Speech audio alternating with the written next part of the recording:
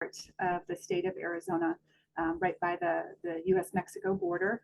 And I'm on our campus. I work at the Arizona State School for the Deaf and Blind. That campus houses our Deafblind Project. And so I'm just watching students kind of trickle out of the cafeteria and get started with their school days. We house both the School for the Deaf as well as the School for the Blind. And so we have two very distinctly different types of students attending our campus programs. We also are a residential program, so we have dorms on our campus.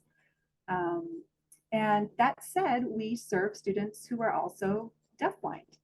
And it's a unique perspective on my part. I started out as a speech language pathologist here at the campus. My title was actually communication specialist. And when I first walked in, my first day on the job, and I had a deafblind student on my caseload, I had no idea where to begin. I had never received prior training in deafblindness. I think, you know, like Anne said before, it had been 17 years in her practice before she worked with a deafblind individual. And it was interesting to me because I was working in a classroom of blind and low vision students, and there was a deafblind student in that classroom. And then I went over to the School for the Deaf to serve some hard of hearing students. And there was another deafblind student in a classroom of deaf students. And so depending on those individual sensory differences, those individual communication preferences, the students were placed either in a setting with blind students, or if you were deafblind, you were placed in a setting with deaf students. They still had deafblind strategies in their everyday interactions. The teachers, the educational staff were all using deafblind strategies or getting training on those strategies. But it was just a good reminder and maybe a good way for me to learn that there's maybe no such thing as a deafblind classroom, because it is such a unique and low incidence disability. You meet one deafblind student and you've met one deafblind student, right? So I'm going to go ahead and share my screen.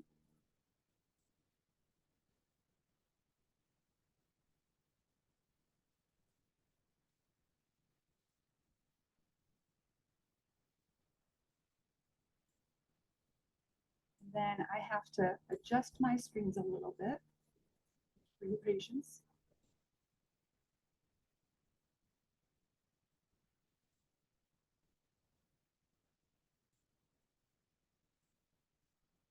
And just in terms of my presentation style, I like a lot of audience interaction and participation. So I understand if some of you are not in a position to interact, I understand that, but please interact in the way that you feel most comfortable. So whether that's typing into the chat, or maybe raising your hand or turning on your video window, I just want you to be able to participate and invite you to do so in whatever way is accessible and comfortable for you. I do not feel interrupted, so if you need a question answered really quickly or want to add something, please feel free to do so. This is hopefully as interactive as possible given our Zoom platform here. And thank you in advance for participating.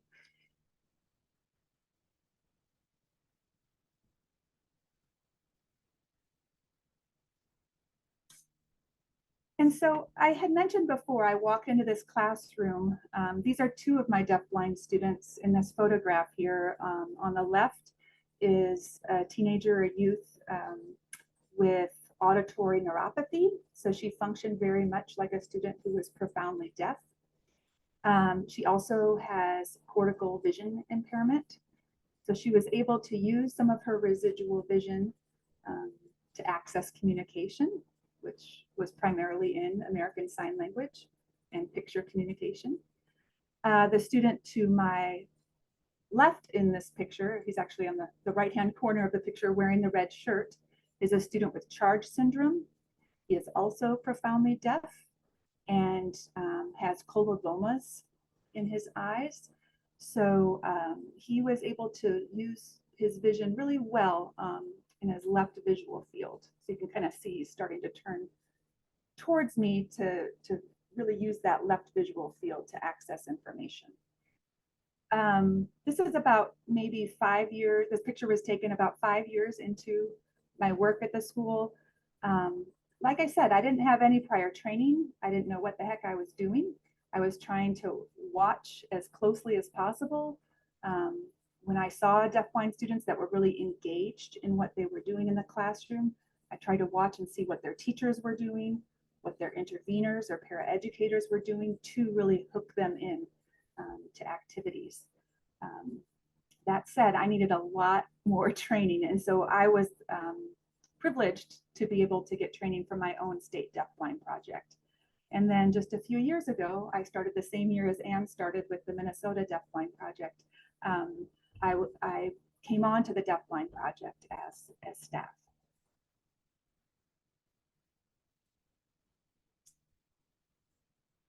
This is kind of the flow of our agenda today. And I know it looks a little aggressive, but we'll do the best we can. One disclaimer about, I guess, having a speech language pathologist as a presenter is we're going to do a lot of words. And also, just a disclaimer, I'm a big nerd, and I have my little calendar system. It's a hanging file folder with 7 Post-it notes of all the information we have to cover today. And as we progress this morning, I'll just take a Post-it note off and put it into what I call the universal finished box, which is my trash can here to the right. And that will indicate that we are finished with that section of the presentation. I do that for myself because I need some support and some strategies myself in terms of pacing. And we will touch upon this just a little bit in this morning when talking about some supports deafblind students need to be able to understand time concepts and the passage of time. But that's just my little strategy. Thank you, Anne, for describing colobomas for everyone. In-charge syndrome, that's a very common characteristic where it's a spot in the eye. I'm not going to get too technical. That can cause blurry vision and blind spots. Anne explained it perfectly. I appreciate that. All right, let's get started here. As you can see, we're going to start off with a quick review of what's called incidental and direct learning. And the reason we do this is because when we understand the different ways that information and especially communication come to us as hearing sighted individuals, as deaf individuals, as blind individuals, we can better understand how information needs to come in to the deafblind students with whom we work. For hearing sighted individuals, they receive information from a distance because our eyes and our ears are the only way we can get information from beyond our fingertips, besides smell.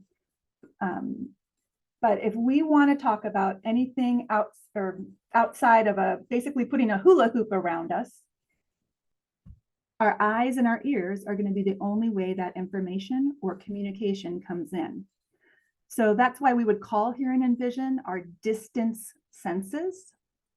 And what that does is that provides us a lifetime of what's called, at the top of this slide, incidental learning, meaning information flows in naturally and automatically.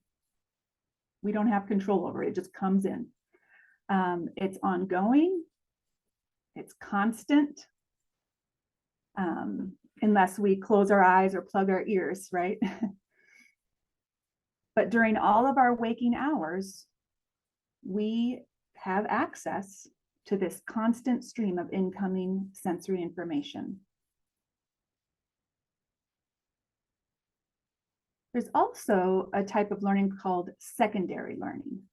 And this would be like another person teaching or presenting information, either in person or through a media form like a book or a video.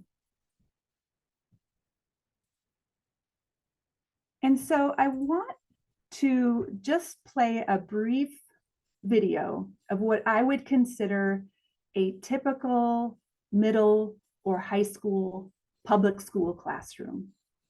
And I know many of you know what that looks and sounds like, but I think for this morning, if we kind of provide a foundation of what general education curriculum looks and sounds like in an everyday classroom, that helps us start to think about, what is that going to look, sound, and especially feel like for a deafblind student who's trying to access the general education curriculum. So we're going to watch this video together, and I'm going to put in the chat a little set of directions, because if you are like me, I like to have questions kind of in permanent form so I can kind of study them. Otherwise, it kind of goes in one ear and out the other for me.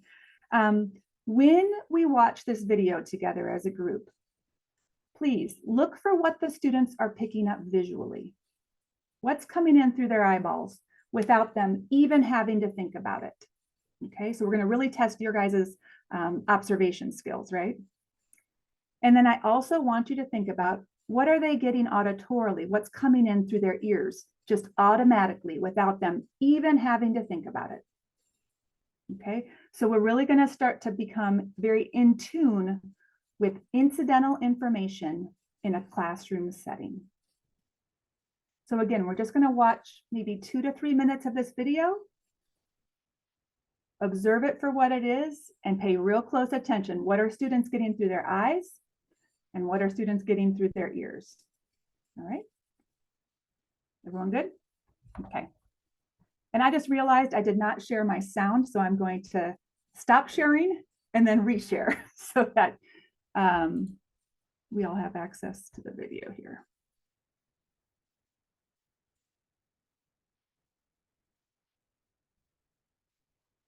And you can tick off my presenter. I get -1 point for presenting, for forgetting to share my sound.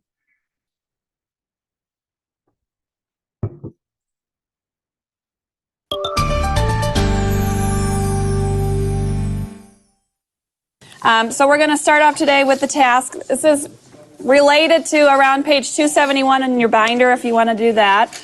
Want to take a look at that. So once you get this, you can go ahead and get started, and I'll pass out calculators also. Okay, so put your name on the purple paper and go ahead and get started. Okay, I'm going to pause this because just if you were sitting in this classroom, look around at all the information that's just out there.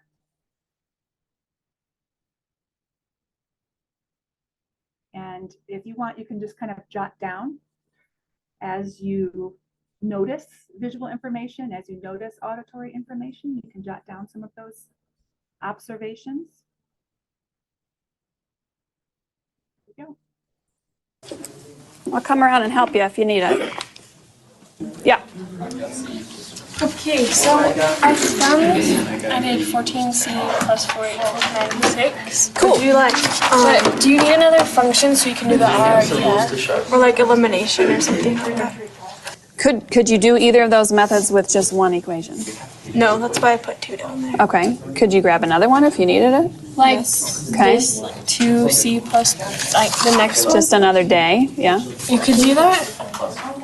It seems like if you could do the first day, you could also do the second day. So you could do like 3 of them and do the R thing with the calculator. Sure, try it out. Or try it out, you could try out that RREF on the calculator with 1. You could try it out with 2. Can you do it with 1? Try it. See if it gives you enough information that you need. Because think about what you're trying to find. How many things are you trying to find?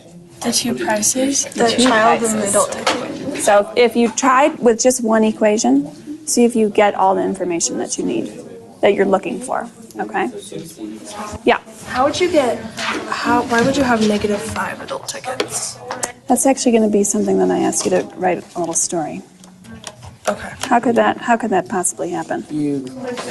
They got lost in the sink, you know, like, The tickets got lost in the sink? yeah, well, or they got thrown away, so you have 5 less tickets. Okay, that's fine. You're going to write that down. Okay.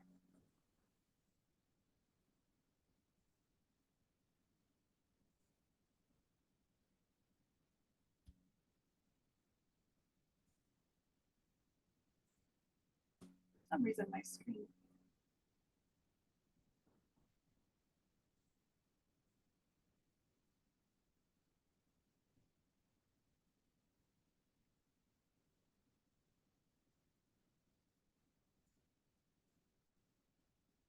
Okay. So let's start with visual.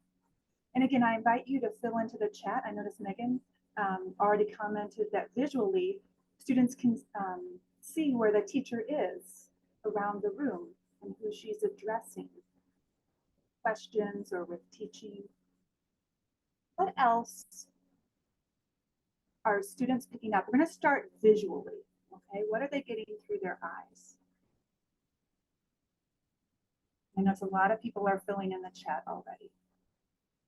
Renee mentioned go to page 271. So they might have heard that direction auditorily, but then think about what they pick up visually. They can see who's doing that direction, who's following that direction, who's not.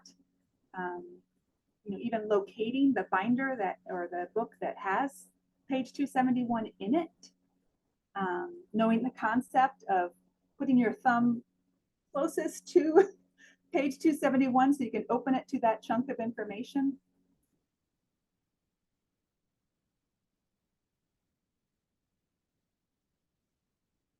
Lisa mentioned options of how to solve the problems, right? There might even be information on the board that's permanently given, like a model of how to solve the problems, different options.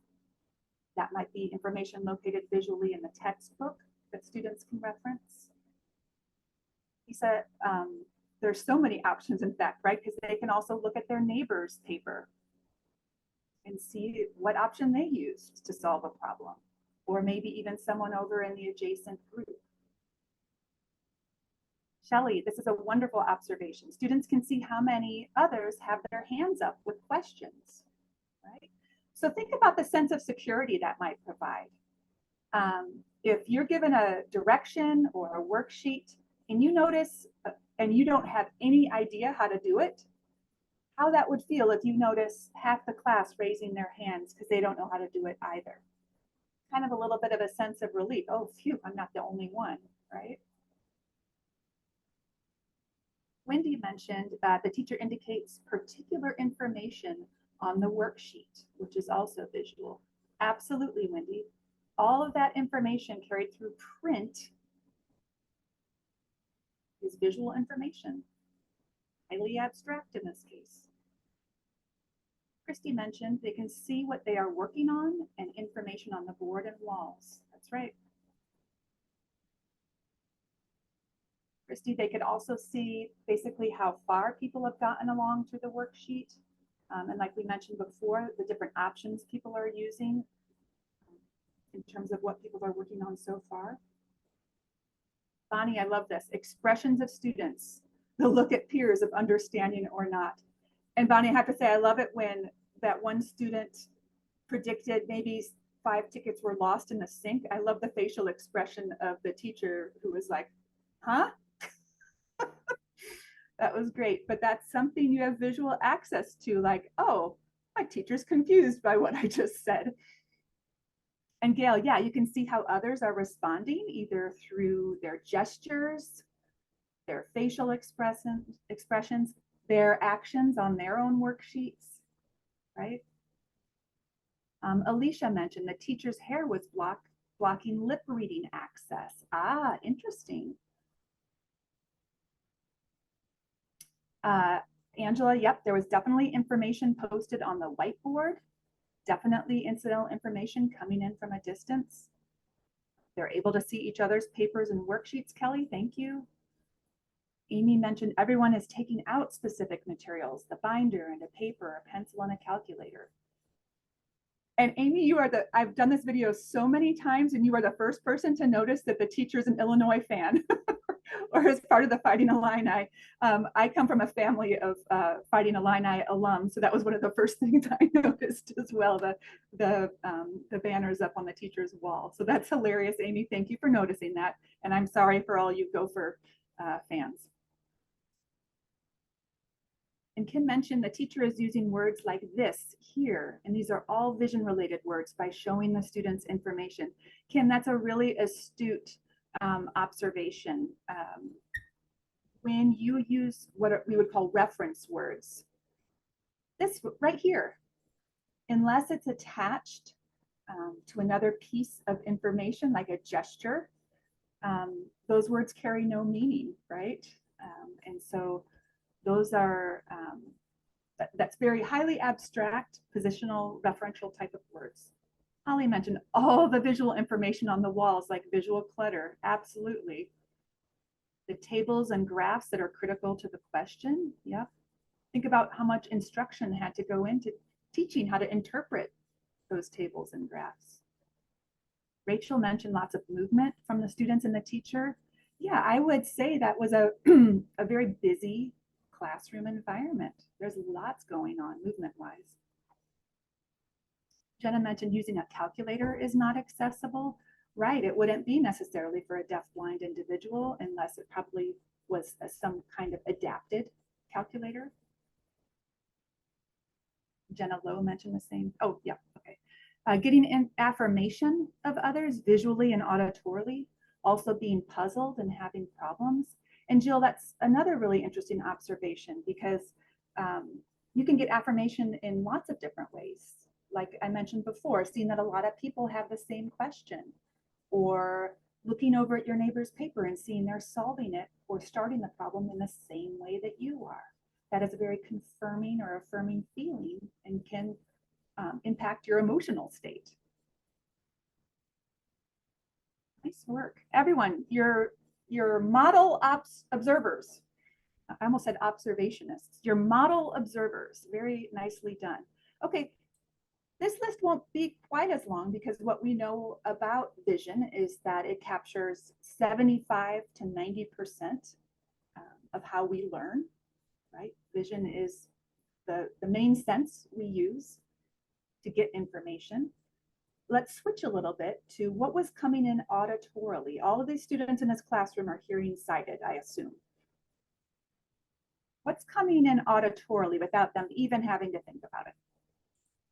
What do you got? Yeah, Holly, there are lots of people talking at the same time, lots of spoken language going on. You can almost hear like a buzz or a din in the classroom. Renee and Christy, excellent. You can hear peer conversations, and you can also hear your peers asking questions and getting answers from the teacher. What is important about that is if you're tuning in to those side conversations, you're getting information incidentally. That's not accessible to everyone. And so we would have to think about how to provide that kind of access if there is background conversation going on, especially related to this topic of solving the problem. Wendy mentioned the support the teacher gives other students, right? So if you're in a group nearby, the teacher working with another group of students, you might tune into what that teacher's giving in terms of hints. And then that might give you a cue to get working on your own problem. Caitlin mentioned students could hear the teacher explaining a specific question to one student, even though she was not directly talking to the whole group. Oh, Caitlin, you just said it so much better than I just did. Absolutely. Shelley mentioned information about page numbers, right? All the directions that teacher gave at the beginning of the video. Holly mentioned papers rustling, right? If you are completely tuned out, not paying attention, and all of a sudden you hear papers rustling, usually you kind of clue in and are like, whoop, I better get started as well. I might have missed the directions, but I better look like I'm paying attention and getting started on this work. Alicia, yes, there was a lot of background noise, like we mentioned. Shelley mentioned specific questions and students' ideas about how to solve the problems, right? That's all going on auditorily in the background. And then if you have both auditory and visual access, that information combined is giving a lot of information about how other people are solving this problem, this worksheet. Jill mentioned overhearing, the teacher answer questions from across the room, yep. And Bonnie, the paper rustling, the movement of others.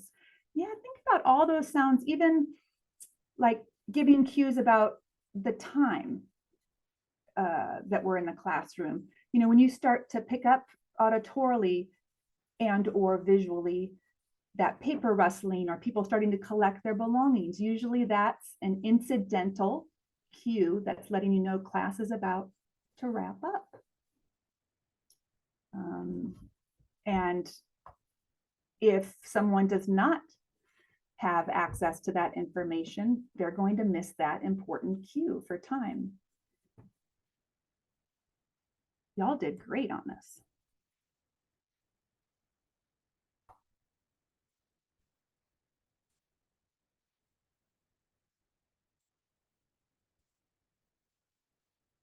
And so we just finished reviewing what incidental learning looks like. And if you hear that word incidental learning, just think about that classroom video we just watched, okay? But let's shift a little bit and now talk about direct learning. This is the third type of learning we're talking about. We talked incidental, secondary, and now direct learning. And direct learning is exactly what it sounds like. It's hands-on learning that gives that really high quality information, not only about concepts, but about language. It helps provide meaning to language.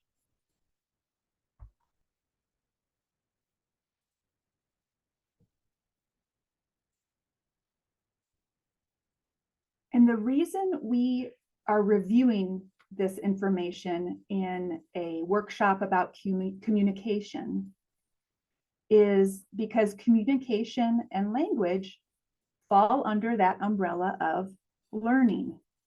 And so this particular representation or pyramid is titled Learning for a Child. It did say typical child, but I blacked that out. This is learning for a hearing sighted child, okay? As you can see from this pyramid is that most children who have access to incidental information learn that way, that dark shaded portion of the triangle.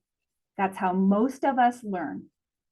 That takes up the biggest chunk of the way we learn. And we learn a little bit secondary, and we don't learn a whole lot through direct learning channels, that hands-on.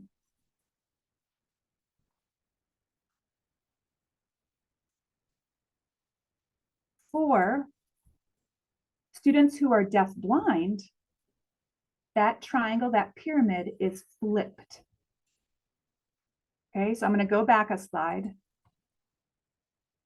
Hearing sighted children learn mostly incidentally. And I'm going to flip it in 3, 2, 1. It's completely opposite for our deaf-blind learners who rely primarily on direct hands-on experiences to learn and to access communication and language. So our job as educators is to identify all those pieces of incidental information like you just did for that video. All that information that is outside of our students' hula hoops, right? And figure out ways to bring that information into their hands or in close proximity. How to bring it into the hula hoop, right? It won't be the same for every deafblind student, but based on our assessment and observations and our knowledge of the student's medical history and vision evaluation, maybe their audiogram, we'll figure out where it needs to be in that hula hoop to provide access to information.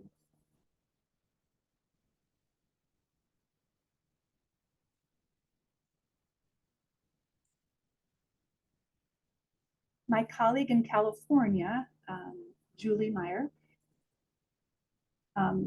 gives us this question to ask ourselves. What idea might my student have or be developing about this experience, or this object, or this person, or this place? This will be dependent on how your student perceives incoming information and how they use their senses, right? And so if we sit back like we did for that video in the math classroom, but do so for our deaf-blind students with whom we work, we're going to get some pretty good ideas about what big ideas our students are getting about a certain language concept or about a topic that the class is studying. So let's go into this just a little bit more with an example. If I say the word to you, Jeep, you likely come up with a mental image for that word. And if you're like most hearing sighted individuals or deaf sighted individuals, the mental image your brain brings up is visual, right? You are likely in your head picturing the whole Jeep, maybe like a Wrangler type model, and all of its associated parts. It might look something like this image on the slide, right? That mental image is tucked away in the folds of our brain because of our lifetime of accumulated incidental access to information. All of our experiences from birth until now have accumulated in a way that we've got all these mental images for information we've learned. And it's rooted in language and cognition and incidental learning. But now, if we are going back to that question that Julie asked us on the last slide, well, what big idea is my student getting? Because their lifetime of access to information is quite different. So let's just say we provide the word car to a student, especially a student who is at the very earliest levels of communication. Maybe they're not yet using language, either signed or spoken. If we say the word car, what might their big idea about it be? Think about it. For many of our students, Wendy's got it. Thanks, Wendy. Yeah, it's our students' concept for the word car is going to be shaped by their direct learning experiences, what they've actually experienced through touch, through movement, through experience. Yeah, Jenna, so it might be very much the car seat, or maybe a piece of fabric from the car seat, the seatbelt material, right? And that may bring up things in the memory banks like the smell of the car, the vibration, you know, all of those, especially our sense of smell, right? It's very close to our memory center. But in terms of direct experience, hands-on, we might think of our tactile sense, or our students' tactile sense. The skin is the largest organ of the human body. So it's all over, not just our hands. So when we hear the word tactile, we know we're talking about all the skin. And so think about that in terms of direct learning for a child who's forming their big idea about the word car. Think about it for lots of different words like apple or mom or cup. Their concepts around those words are going to be shaped differently. And it's based on that pyramid that we observed before.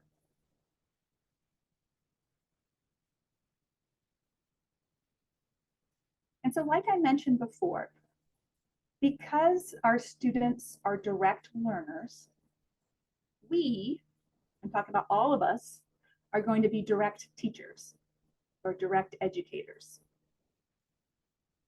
So we are thinking about how we can take all those naturally occurring visual and auditory cues outside of the hula hoop and start to think about a way to offer or to teach using compensatory forms.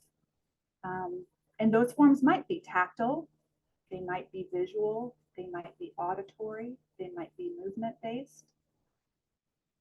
You know, it's going to differ based on that student's sensory preferences, but we have to shift our mindset because we are going to be providing information quite differently than the way most of us were trained. And we're going to use these compensatory strategies to make environments meaningful and predictable for deafblind individuals. Because without access to that information outside of the hula hoop, we're not providing enough information that would support really high quality concept development and communication development.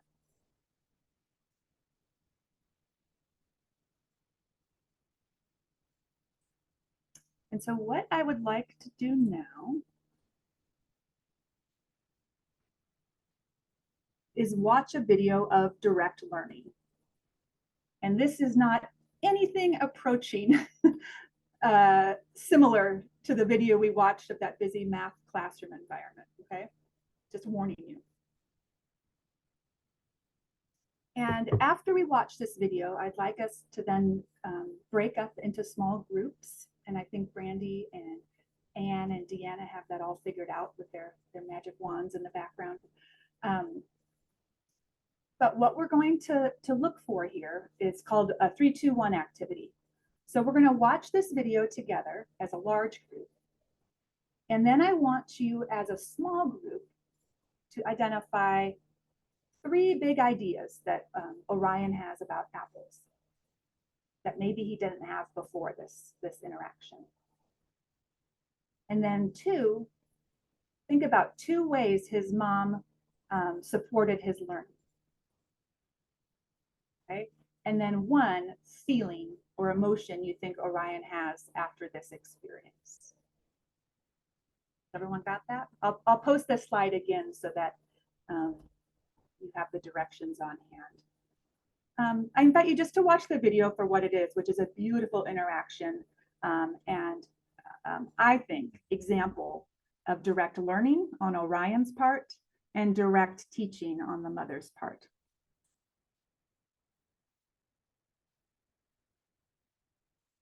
Here we go.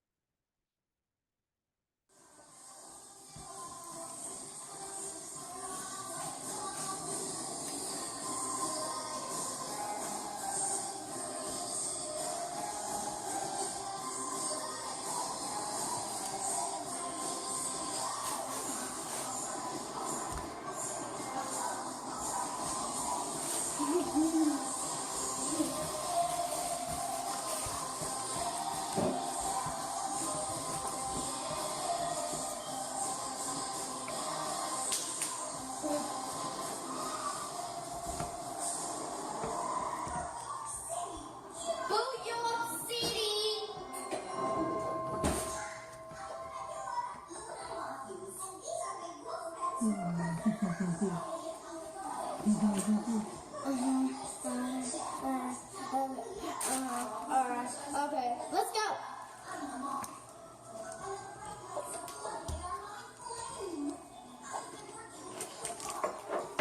Going no more. Are you going to feed the cat? Nope. Why? I mean, I will, not yet. You better hurry. They're really starting to fight, not play fights. I'm making your sandwich. Because Tora is like Toralei. No, Tora. Yeah, actually, no, her name should be Toralei. Like the cat.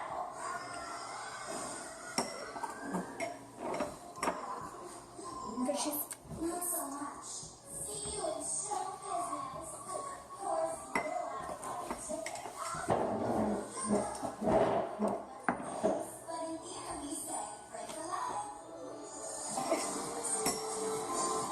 I'm a city girl, yeah. I'm a rock star, yeah.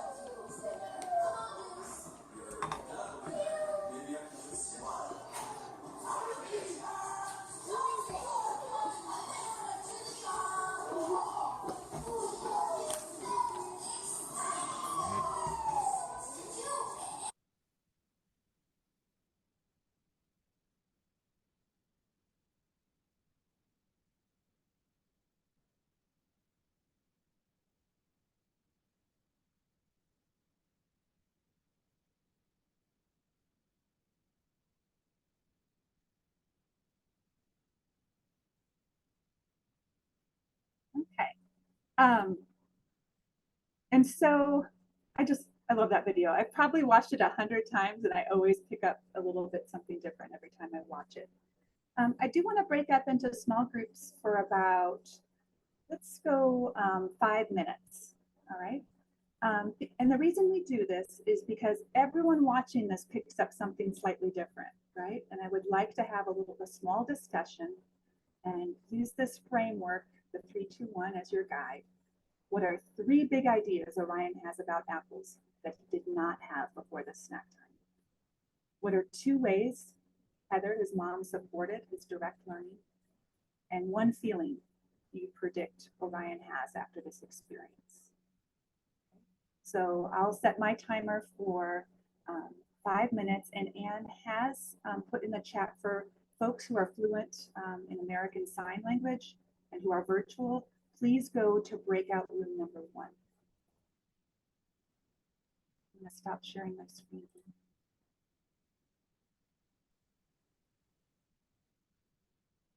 So we'll open up the rooms and we'll come back and have a larger discussion in 5 minutes.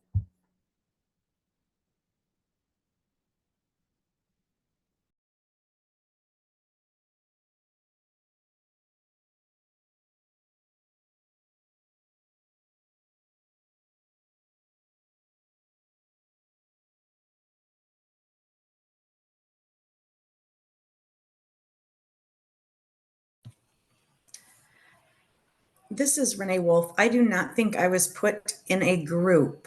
I started a little bit late. And so while I hit join a group, I'm still with you. Me too.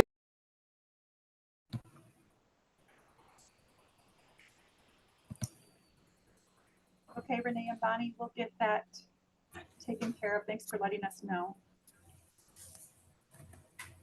This is Salzer, me as well. Oh, yeah, and this is Pandy King. Should I just pick a group? I see the list of 10 there.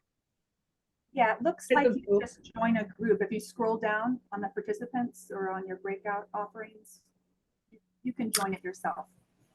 I do not. Okay, I don't see that. I don't know where. Yep. Region 1 and 2, anybody who is already on site should not be joining a breakout room. So Metro Deaf School already has the people on site. Region 1 and 2 already have the people on site. This is Megan speaking. Renee, if you, on your Zoom screen, if you click on those dots down at the bottom that say more. Okay. And Oh, all right. Breakout rooms. I Okay. see it. Thank you. So just pick one, you said, except not one? Yeah, if you're not fluent in ASL, the ASL room is pretty big already. No, I am not fluent in ASL. So I'll join 6. There's nobody in Or no, there. I'll join 10 because there's only one person there. Oh, thank you, Renee. You're welcome.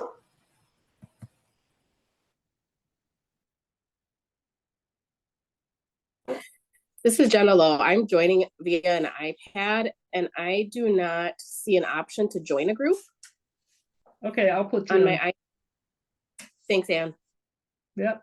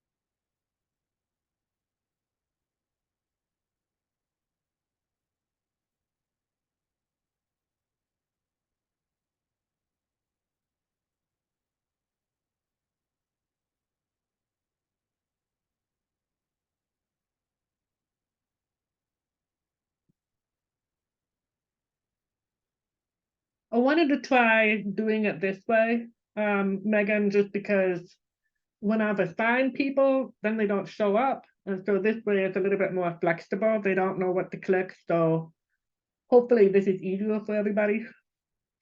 So I'm just picking one room for ASL seems to work.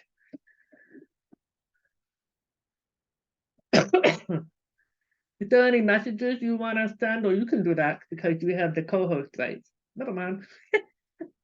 I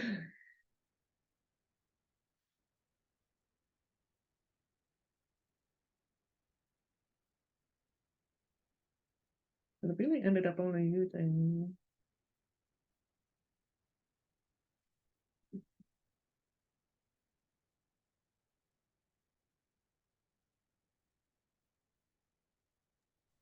Yeah, And I'm going to pop into a room just to see where folks are.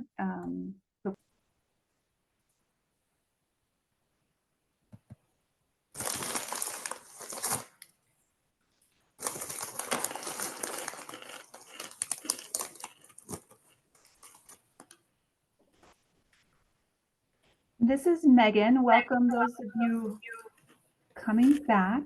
And just a reminder, sometimes you have to mute your microphone again when you come from a breakout room.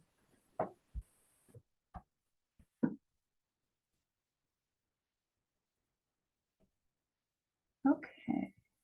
We're just waiting for a couple more folks to come back to us.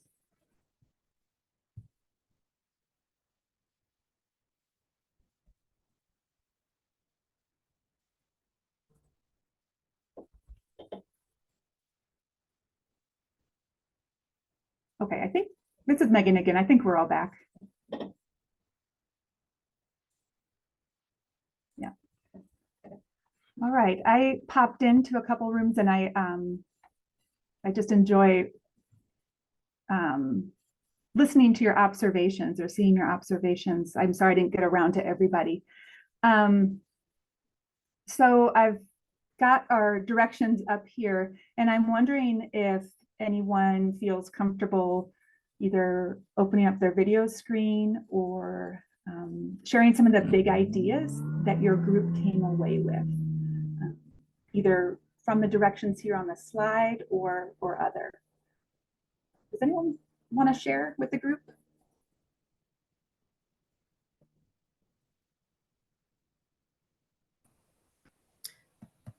This is Renee Wolf. I'm willing to share from our group. We talked about how he learned how apples taste and how they feel and how they smell. Maybe what the peeling is versus what the inside part of the apple is. He learned sharing, taking turns. Thanks, Renee. Yeah, he learned that concept of my apple, your apple. And then he started to kind of seem like he was joking with her a little bit about that. And it was bringing in some humor into the conversation. But yeah, those are all concepts or big ideas that Orion had after that direct learning experience. I appreciate you sharing. Thank you. Anyone else? This is Christy Portuguese, and our group really thought he walked away feeling safe and connected with his mom, and that it was really an enjoyable experience for him to share that apple with her. Yeah, that's definitely a feeling I would predict that he had. He was happy. It was an enjoyable experience. He wasn't quizzed. He wasn't told like, say more, or sign more. It was just a follow the child's lead type of experience. And so how else could he come away but feeling safe and close to his partner there? Thank you, Christy, for sharing that.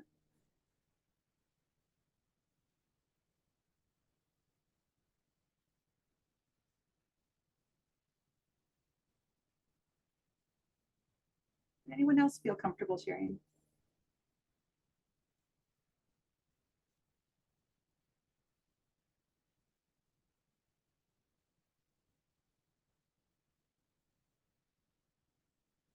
This is Kim Simshauser. I just wanted to reiterate kind of what Renee said too, but just the boundary and having the bowl versus the cutting board. We talked a little bit about that. And I loved that our group, some of our group had similar boundaries, like the cutting board and the bowl, but different observations. And so the observation that I had was just that the bowl was easy because, or easier, not easy, but maybe easier because it was in a compact space, and he probably knew that he would get one if he put his hand in there, versus on the cutting board, after a while, they were scattered, or they maybe have seemed like they were all gone. Thanks, Kim. Yeah, we talked about how in that group, the materials, in this case, the apple slices, were contained in something that had this boundary, right? And so that gave Orion really important information because he had direct access to it about spatial concepts and where things are located, and how we could even start to think about transferring that to maybe more of a school setting, and how to create container type systems or items that have boundaries, like a tray, bowl, whatever it may be, so that a deafblind student who relies on that kind of adaptation knows where their materials are located at all times. It's a consistent access point. In this case, it's apple slices, but it could be math manipulatives. If you're doing a craft activity, you know, that the student could basically, it'd be the same equivalent as, you know, looking to find where the apples are located for a sighted person, but in this case, it's a container that's always located on the upper left section of the table. Lori, thank you for, in the chat, mentioning that Orion learned that other people eat and like apples too. Yeah, he got that nice humming sound in his neck from his mother, who is also deaf, sighted. And the MDS group 1 noted that mother and Orion used tactile signs. Yeah, and one kind of step further from that observation from your group, not only is Orion receiving direct contact with those signs, because his hand is on top of his mother's, those signs are connected to something really, really critical. There's a sign and then there's a follow-up, which is confirmation of what that sign means. In this case, more apple follows him watching his mom retrieve more apple from the cutting board area, right? So it's not that he's just receiving the sign, he's receiving really important information after the sign that's confirming what that sign means or assigning meaning to it. That's a great observation. Jenna mentioned the hand under hand approach of mom experiencing it first, so he knows it's safe, and then him reaching back out for more hand under hand to experience more was beautiful. I agree, Jenna. It was a really beautiful model of teaching using hand under hand. The adult's hand is always under the student's hand or the child's hand, so that someone like Orion feels like it's an invitation. It's never forced. That would be a very unsafe feeling if someone grabs your hands. That'd be like someone grabbing your face, right? That's a no-no in the deafblind field. So when Orion's hand is on top of his mother's hand, he can attend or not attend. And that would be the same as us looking away or, you know, plugging our ears if we don't want to attend, right? And you noticed based on the captioning too, Heather added in that he was guiding her hand, right? So it's all, that was his way of giving her a direction. Like, get more apples out of the bowl, Mom.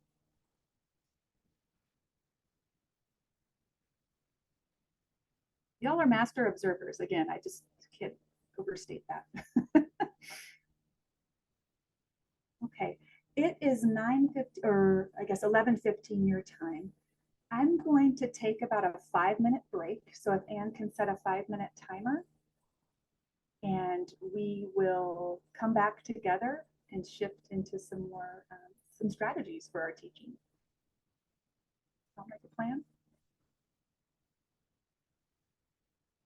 5 minutes to get your needs met.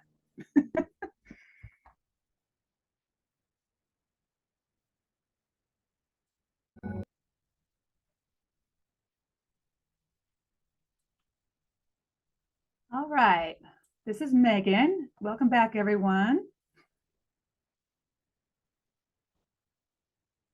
And as we come back together,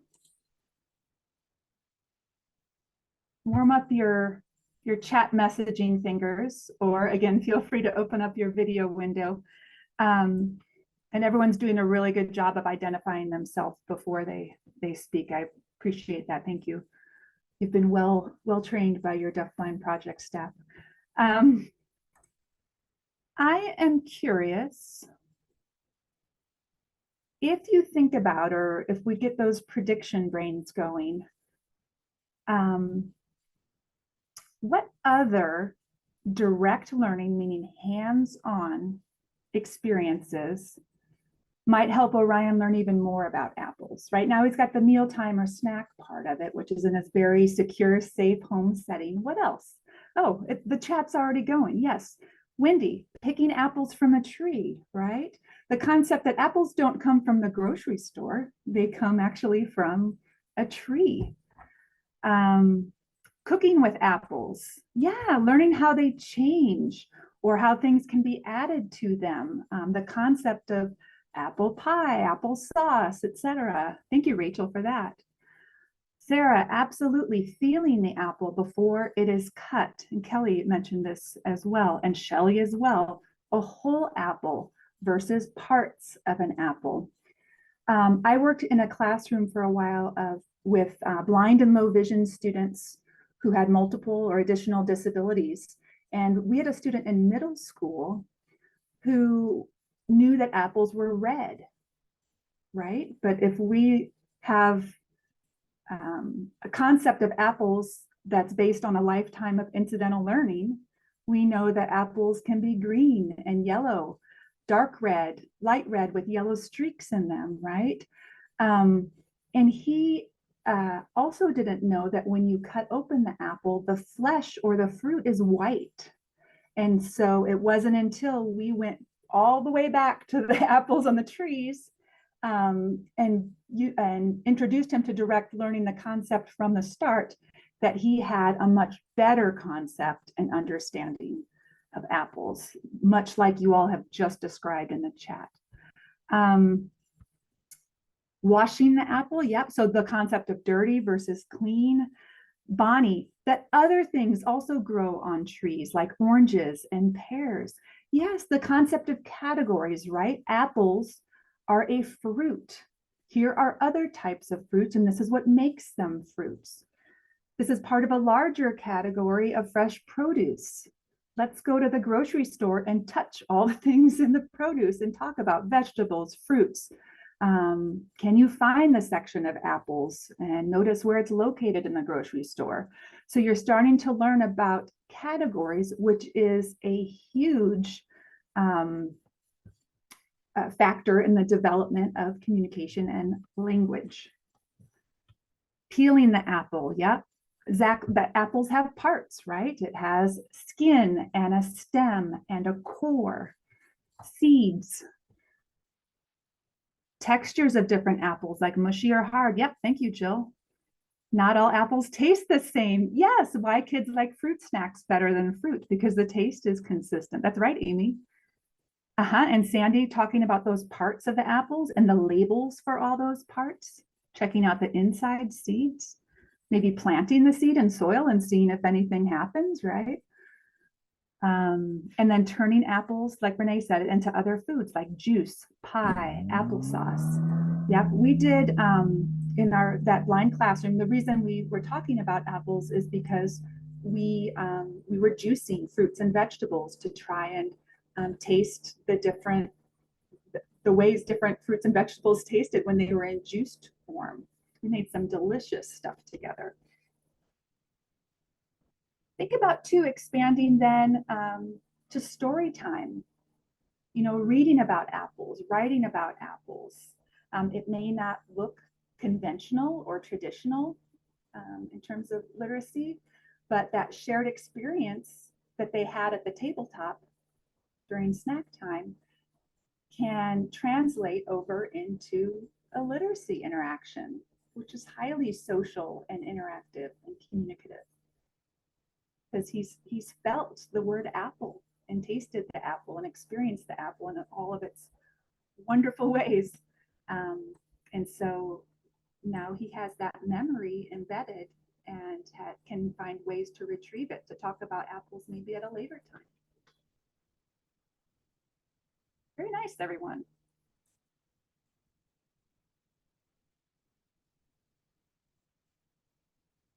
All right. So I've got our little schedule going here, our agenda. I'm going to take the first two things off my list here, removing them into the trash can. So we got 5 more kind of sections to go according to my very rudimentary schedule system here. We're doing great.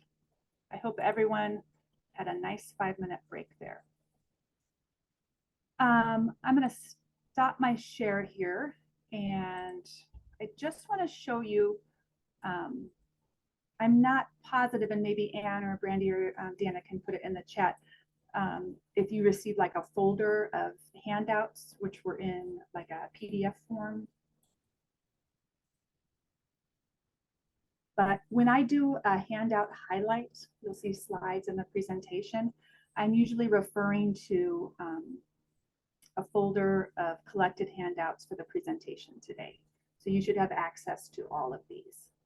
The handout we're looking at right now, or that I want to show you for your own reference, comes from the National Center on Deafblindness. And it's basically a glossary of key communication terms. And so what can be nice about this is if you work with folks who are new to the practice, or you just kind of keep a little toolbox of materials, this is just a very quick and easy reference to terms we might use when we're talking about communication. The biggest thing we want, I think, to take from this, and we'll go much more in depth, is that I use the word communication as the umbrella term because under communication, you have language, signed or spoken. You have gestures. You have facial expressions. Deafblind individuals, like all individuals, are what we would call multimodal communicators. We all use multiple forms to communicate. And so that's why I don't specifically use the word language. I'd like to use that overarching umbrella term of communication. The other thing I want to let you know that you'll have access to is I try and use publicly available links for videos when I do video examples. And the reason I do that is because I want you all to be able to use them to go back and think, oh, remember that one time we watched that great video of that kid eating apples with his mom. Here it is. All right. So I made a list, kind of like a playlist of video clips for you all. So if you do want to share with your colleagues, if you work with families and you want to show them a strategy, you can just text it to them. They can watch a quick video of a technique or a strategy. But I just wanted to make sure you all have access to those if you want to reference them again.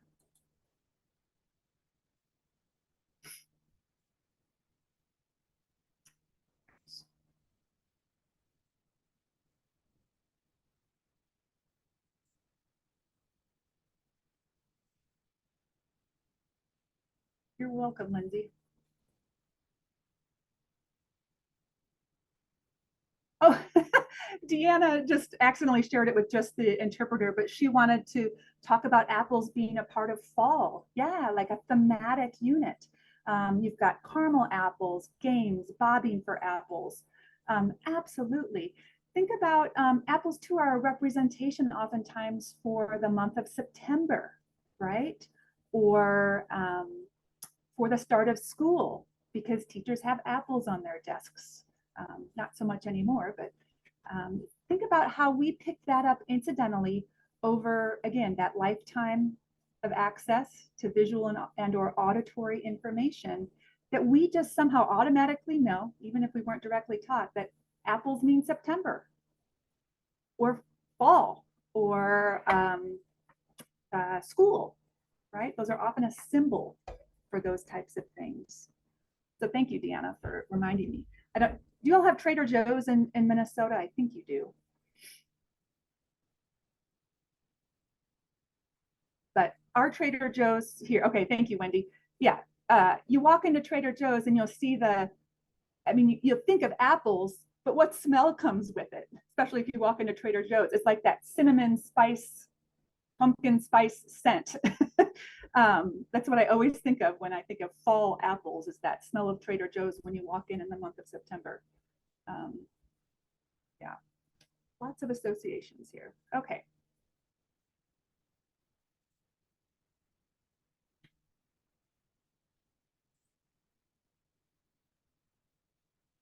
I am not going to do this as a breakout activity today.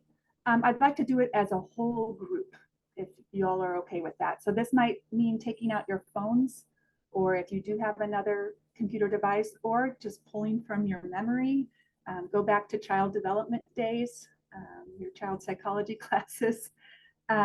Maybe some of you all have posters in your rooms that indicate this. Maybe you have a textbook somewhere behind you that lists these, but let's take about 5 minutes. I'll set my own timer to, in the chat, add what are some typical, I hate that word, but what are some common communication and language milestones for young children from birth until age 2 years of age? What do we know about that period of development and what happens for language and communication? So fire up your Google searches and let me know what you come up with.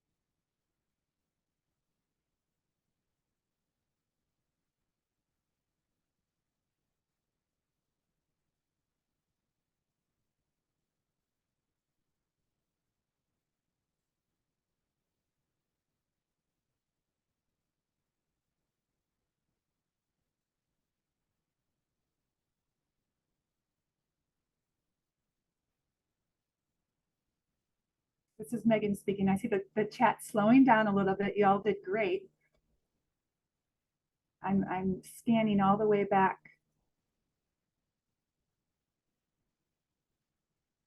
We've got Nicole, Wendy, Holly, and Rachel talking, and Jenna. We've got babbling. So the mama.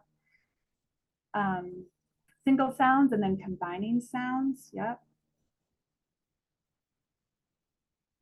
2-word sentences.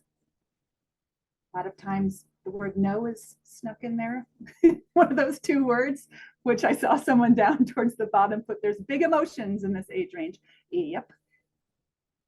Responding to their name. Sheila, I appreciate you put in a receptive communication milestone. That's great. Zach is right, gestures. And think about gestures and how you really rely on your sense of vision to learn to use gestures or to learn to respond to someone else's gesture. Think about a simple thing like a point from a caregiver. A very, very young child in that birth to 2 range knows that is where they want me to put my attention. And then when the child starts to approximate a point, usually it's the whole hand reaching out, they learn that they can direct someone else's attention. And what a huge milestone that is communicatively, even before the child has spoken their first word, right? Yes, Wendy, receptive communication first and then expressive. And think about how much those brains rely on receptive input visually and or auditorily to then be able to express or provide output. Rachel mentioned first words, following simple commands. Yep, Holly, another receptive milestone. We got that 50-word milestone that Megan put in there. Pointing, yep, Caitlin and Nicole.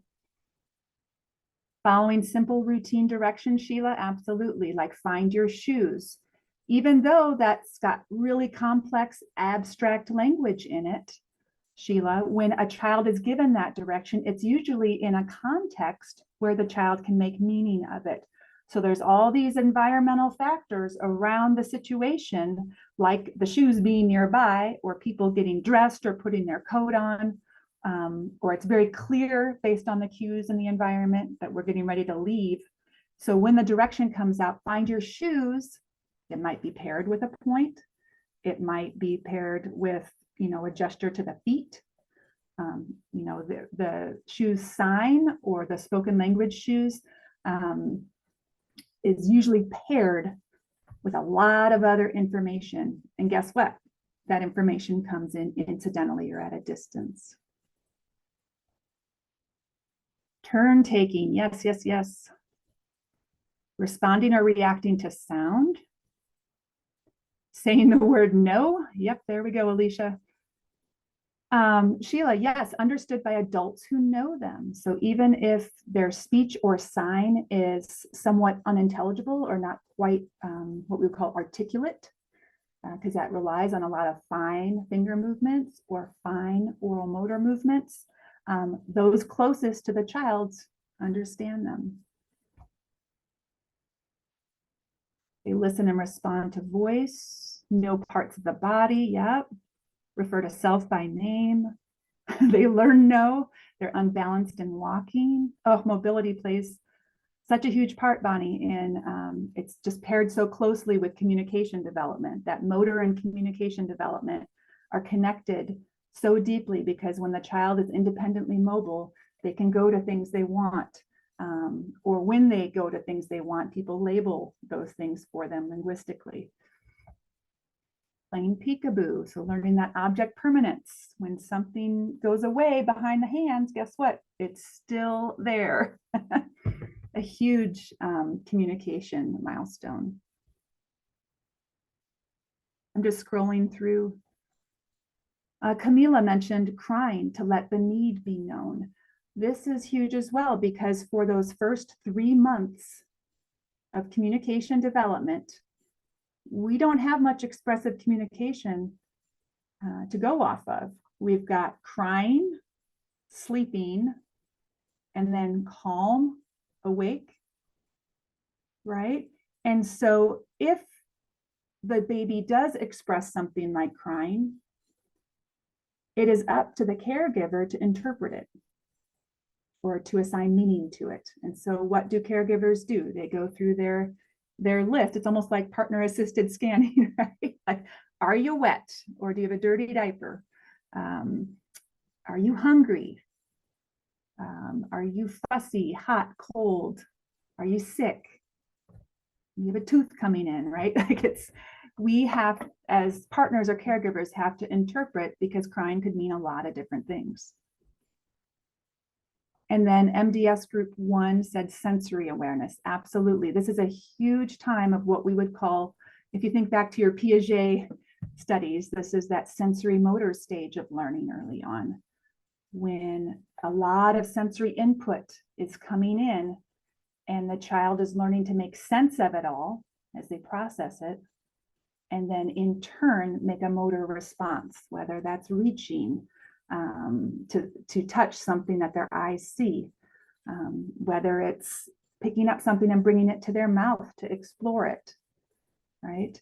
This is a critical stage of development where, I mean, think about it, coming straight out of the womb, and in 2 years' time, you've got 50 words, right?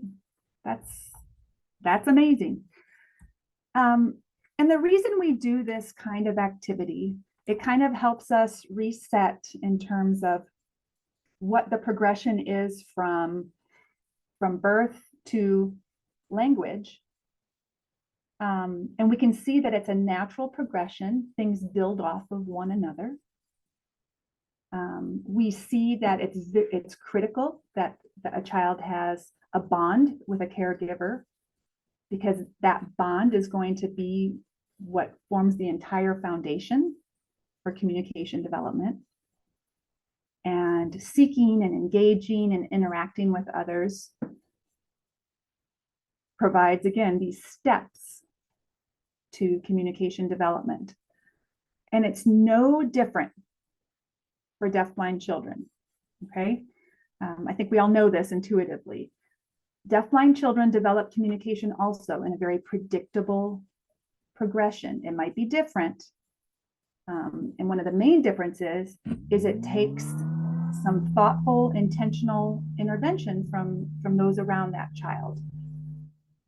And the biggest one, and I saw this over and over in your chat comments, is we have to be really intentional about the input we provide that child, because it has to be meaningful. So think about, we sign more apple, but then it's connected to the input of reaching for that extra slice of apple.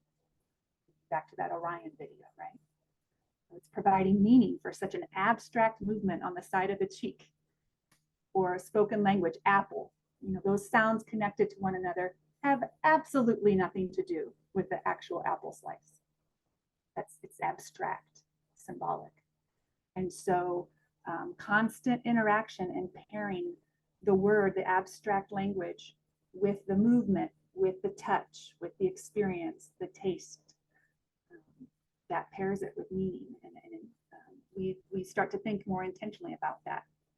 And again, we take all the stuff outside of the hula hoop and bring it into close proximity to that deafblind learner.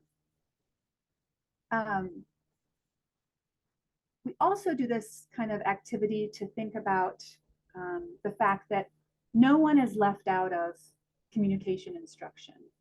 So if some of you are working with students who are 16, 17, 18 years old, who use more emergent levels of expressive communication, we know that they are competent communicators, and that we still have to provide that really thoughtful input communication-wise to help make their environments meaningful and predictable. And I keep going back to the person who commented that Orion felt safe, right? And happy, right? That should be our goals for all of our interactions with our deafblind students, is that they first of all feel safe and they can trust their communication partners, but that they are communicating in such a way that they're on the positive side of emotions. And if not, they have a really responsive partner that tries to help them interpret those needs. So, very nicely done. So let's now talk about that word receptive communication. Again, I'm not using receptive language, receptive communication. So many of you listed really critical receptive communication milestones in the chat just now when we were talking about child development. What does receptive communication mean? Quite literally, it's the process of receiving and understanding a message. And I've listed here, I know a lot of times we think of receptive as, you know, having that visual access or understanding, seeing signs, or the auditory access to seeing and understanding language. But go all the way back to birth, because even just out of the womb, even before coming out of the womb, right, there's receptive input for sure. And that might involve sensing and perceiving anything that that child or youth is receiving. It could be listening or watching. It could be reading, right? Feeling. And I underlined that last word there, experiencing. Anything that that child or youth, again, no matter what the age, if they're experiencing something, they are receiving it. It is input. It is reception. And as someone mentioned in the chat before, we know receptive comes before expressive. And the reason I put a chunk of slides in this workshop about communication that's all about receptive communication is because I was one of many people who were well-intentioned, who only wrote expressive communication goals for my deafblind students, who set up a lot of lessons and activities where my students, it was necessary for them to express something in order for me to respond to them or to make something happen. And I left off this giant opportunity, again, unintentionally, and a lot of it is the way I was trained, to be that person providing so much receptive input for the student that would help them make meaning of their environment, help them make meaning of language and communication, and help them have a lot more control and predictability about their life. So give yourselves a lot of grace. I tried to give myself that. Again, it's just the way we are, I think, set up in a very language-centered, expressive, communication-centered system of special education. But we've got this huge opportunity to set up experiences for our students where we are the ones just providing information and input to them in ways that help them make meaning of the world. And I know the top of here says the role of the intervener, but this is actually all of our role in the deafblind student's life, is to facilitate the development and or use of receptive communication. This is actually under the role or the job title of intervener. And this is one of 3 kind of main descriptions of that role. But I would argue, and I think your Minnesota Deafblind Project staff would argue, that when any of us are a partner with a deafblind student, we are providing the role of the intervener. Our job is to facilitate access to incoming information, to fill in all of that incidental information that's beyond the hula hoop. So you don't have to have the job title of intervener to have that critical role of providing receptive input for that student. What does that look like? What form does it take? Well, it takes many forms, right? On the left is a list of what we would call non-symbolic forms of communication. Meaning they have very close relationship with what they represent. So those would be like body movements, head turns, eye gaze, actions on people and objects, signals. What do I mean by signal? Like, you know, the parent that's doing the, I'm gonna get you. And then they have that facial expression with like the raised eyes, and it's like this cue, like I'm signaling something and wait for you to respond. A signal can even just be a pause, and that's a signal for someone to take a turn. Second to last bullet down, gestures and pointing, and then vocalizations. Now, if we move over to the right, we can also consider receptive forms of input that are symbolic in nature, meaning it's a representation of something else. So think if you're trying to represent apple, right? You have the actual physical apple, the object, the food, but then you could have a picture of an apple represented. You could have a photograph of it. You could have a line drawing of an apple. You could have a model of an apple, like an object that represents the actual apple. You could have the sign apple. You could have the print word APPLE. Very abstract, right? You could have spoken language, apple, the word, and then the Braille form of apple.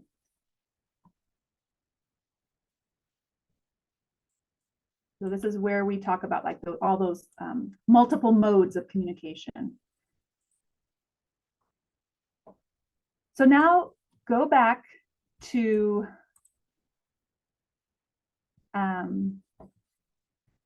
sorry.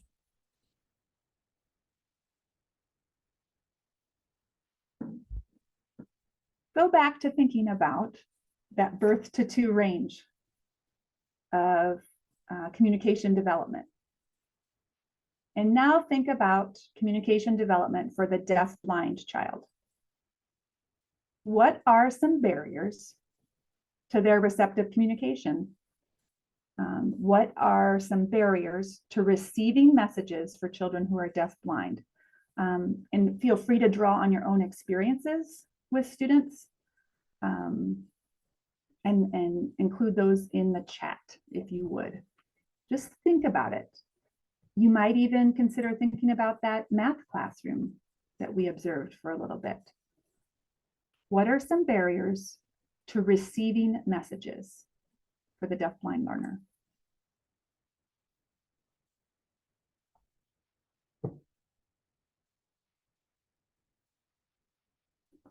I like the way you all are thinking so far.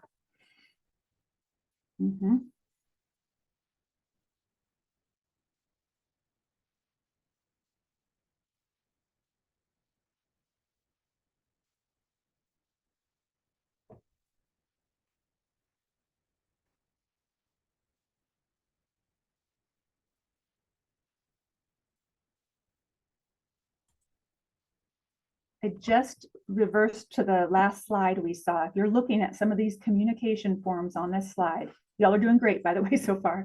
But think about deafblind students and receiving some of these forms.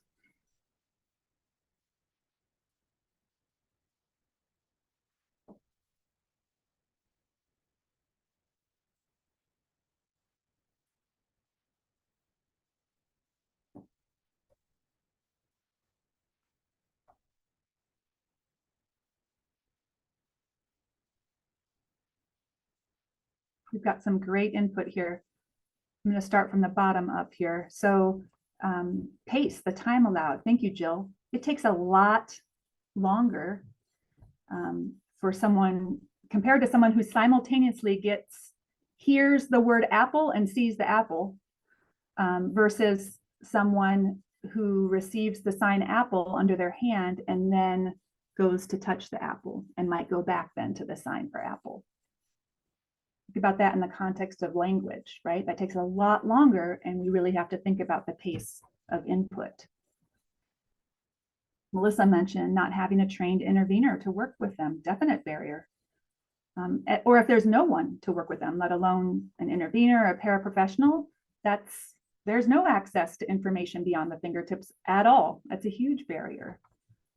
Zach mentioned having people do things for them instead of with them, right? That means things are just coming out of nowhere and going to nowhere with no connection that would help that child build concepts about communication and language. Jenna mentioned lack of repetition, as not all know how to communicate with our deafblind students. Incidentally, we get repetition of concepts frequently as it happens around us. That's a big old bingo, Jenna. Distance from communication partners, Angela, yes. Or even just understanding that a communication partner is present or absent from the environment, right? If you don't have access to the presence of someone, how would you start an interaction with them?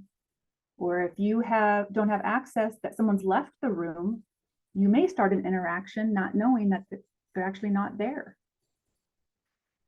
Where partners are located in the environment, right?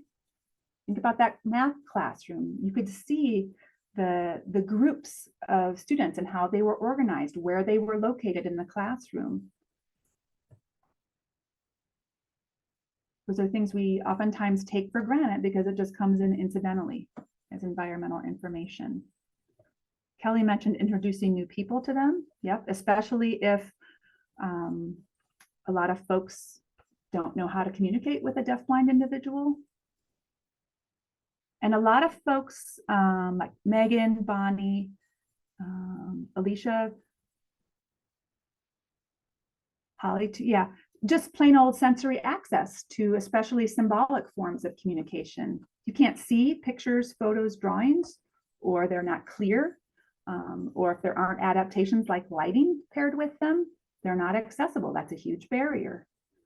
Or think about students maybe who have cortical visual impairment. Maybe a communication system was designed for that student, but it's got pictures or icons or symbols that aren't a great sensory match for that student's needs. That's a barrier because that student will have a hard time interpreting the meaning of those picture symbols to be able to use them expressively. Same thing, think about access or the barrier of not having access to the parameters of American Sign Language if you're not picking that up visually.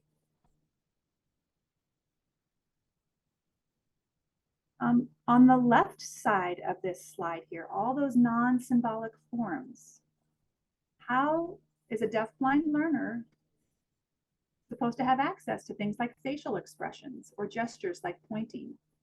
We talked, and so many of you listed pointing as being that really profound communication milestone. How do we compensate for that receptive input like pointing? I'm going to talk about that.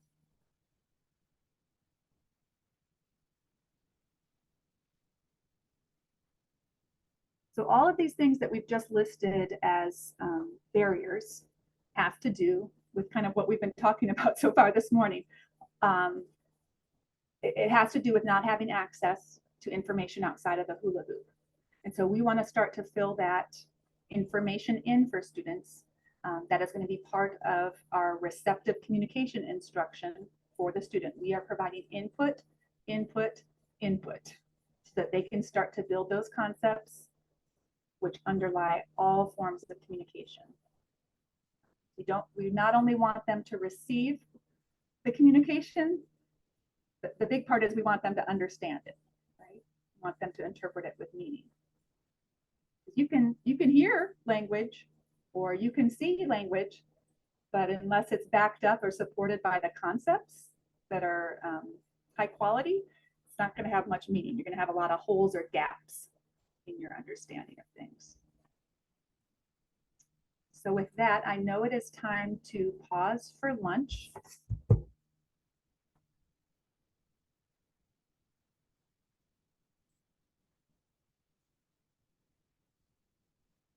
I believe we have an hour. So I'm sure Anna is getting her timer going here. I hope you all have something delicious. I hope you all take a time to pause. I know that some of you are running in and out of classrooms, but enjoy your time and I'll see you in about an hour. And just to give, some people would like to have an opportunity to chat with other people during lunch, which we normally would be able to do when we're in person. So what we're going to do is I'm just going to open up the breakout rooms. If you want to join and chat with the people that you were with before, or if you want to move to a different breakout room, that's up to you. But I'm going to go ahead and open that up because I know some people are missing that time, that connection and that networking. So I'm going to go ahead and do that. And then, like Megan said, we'll be back here in an hour. I hope you had a good lunch. And I'm turning it back over to Megan right away. Thanks, Anne. Thanks everyone for coming back on time. I am going to set my own timer because we really only have 90 minutes left together before we stop with the content and allow time for you all as teams, as this community of practice, actually talk about putting some of these strategies into practice in your own settings. I think oftentimes that's the part we miss about workshops, and I think you're really lucky to have a Deafblind Project staff that acknowledges the importance of that teaming piece. We just so rarely have that opportunity to team with one another about specific topics and trainings. As you can see, we left off talking about receptive communication or communication input for our students and the importance of it and some of the barriers our deafblind students might experience when it comes to receiving information and communication. So what we're going to do now is shift and actually watch some strategies in practice when we are talking about what we can do as teachers, as educators, to provide high quality receptive input for our students to help them make sense of language and communication, to help make their environments predictable, and help drive that socialization, that interaction. We are just kind of covering strategies superficially because we have so many that we're going to touch upon. But I want you to know that the whole reason for deafblind projects, whether it's in Arizona or Minnesota in your case, is so if you do want to know about a strategy more in depth, you want it to be specifically applied to the student in your setting, you got to reach out to Anne or your staff at your Deafblind Project, because our role in providing technical assistance to you all is to bring those strategies to your settings, to help give you all the training, information, and resources to make these strategies successful for you and the students you serve. Okay, so if you see something in the next hour and a half and you're like, you know what, I think that would work in our setting, I want to specifically apply it for my student, reach out to your Minnesota Deafblind Project staff, because they will help you and support you in making that happen. They did not pay me to say that, by the way. Okay. We are talking about receptive communication strategies, and I like to think of what's going on in the brains of our students. A lot of times when I go and do site observations in classrooms, you can see that because there's this barrier, there's lack of access to information outside of the hula hoop, this deafblind student is thinking, who the heck is this person, right? Or I feel lost, I don't know where I am. The biggest one I see all the time, when will this be done? Or I'm not sure what's next, right? They don't have that predictability or anticipation built into their day. Everyone else is picking up all the cues that kind of let them know what's coming up next. And our deafblind students might not necessarily have access to those cues. What does this mean, right? So they might receive information, but they don't yet have the concepts or the conceptual framework to support understanding it with meaning. And so we're going to go over strategies over the next 45 minutes or so that address these questions our students may have in their minds. When you do go back with your teams after I'm done with my stuff, I want you to think about when some of the receptive communication strategies you observe through videos, through photos, through handouts, and discuss with the team, kind of like we did with the Orion video.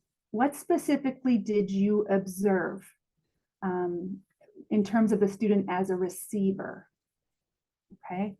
What were some of the characteristics of the strategy that made it a receptive communication strategy? What were the teachers or the partners doing? And did you make any connections in terms of your student or your setting that would make you think, hey, this is a strategy I want to use to build my students' receptive access?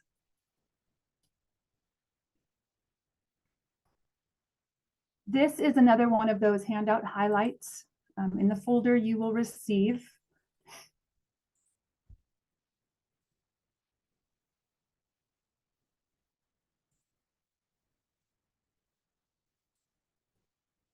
there is a handout out of, oops, not what I meant to do. Sorry about that.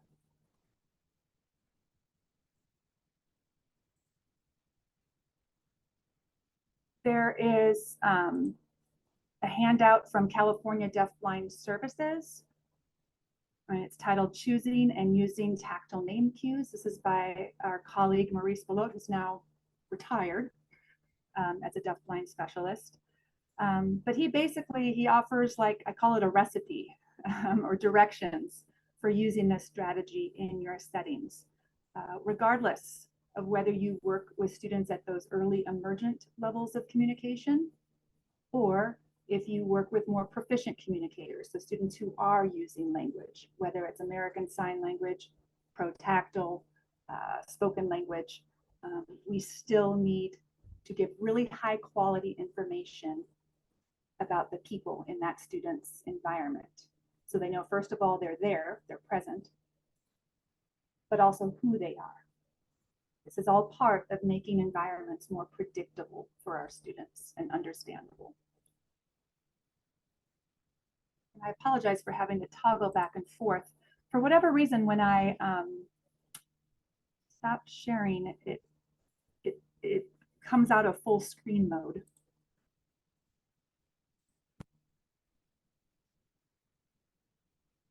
So this hula hoop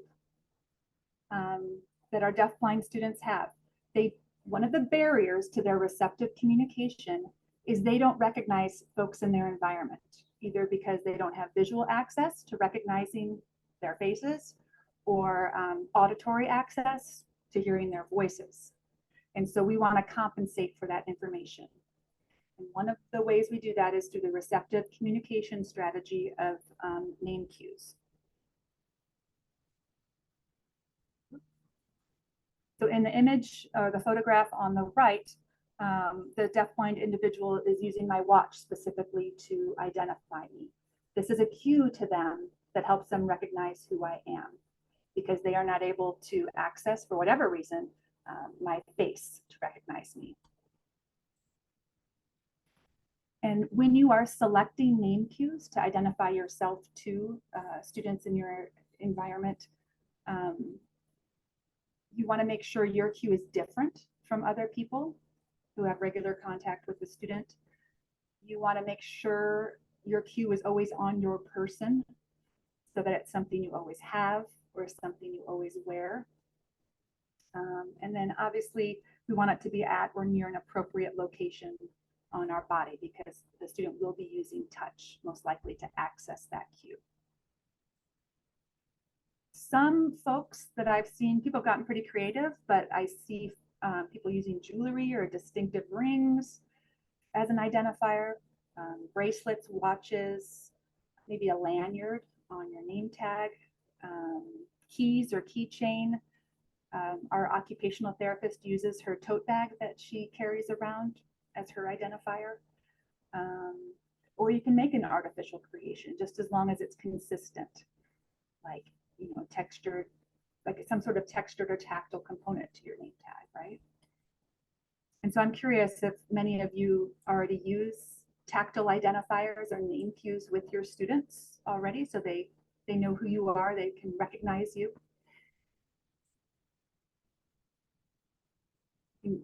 Give me a thumbs up if you are able to do that from your site.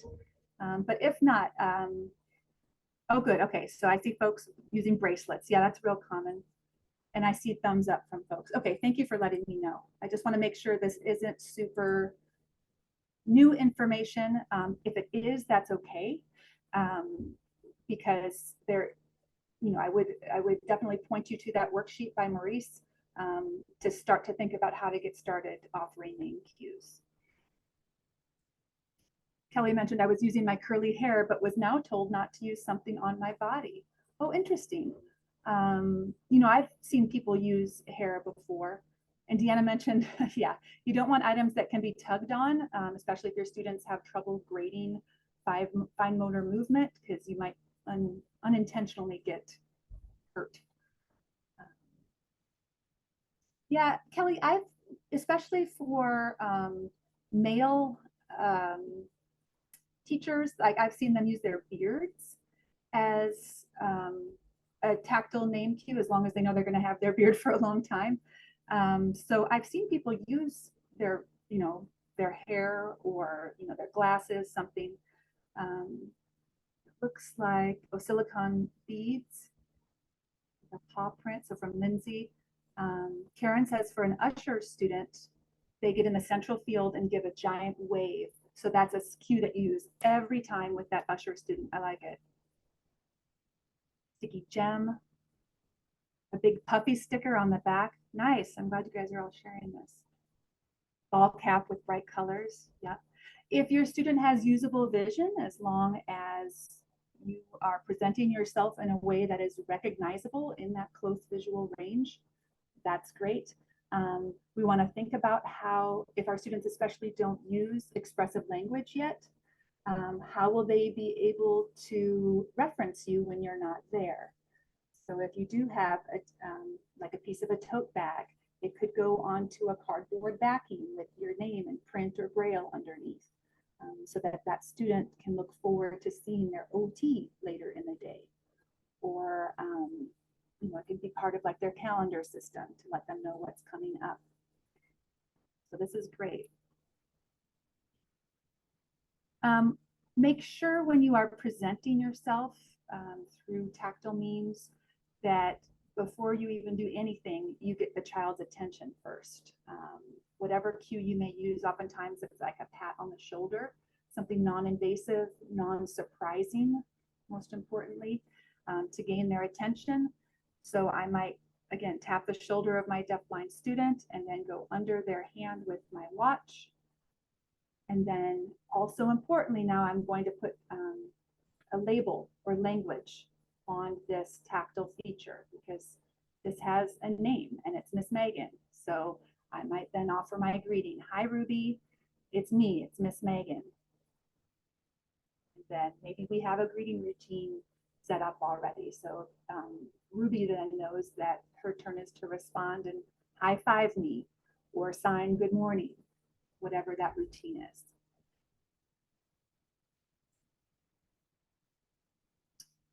For more proficient communicators, meaning students who do use language back and forth with others, I want to shift over to a deafblind adult who teaches us some etiquette around approaching individuals who are deafblind.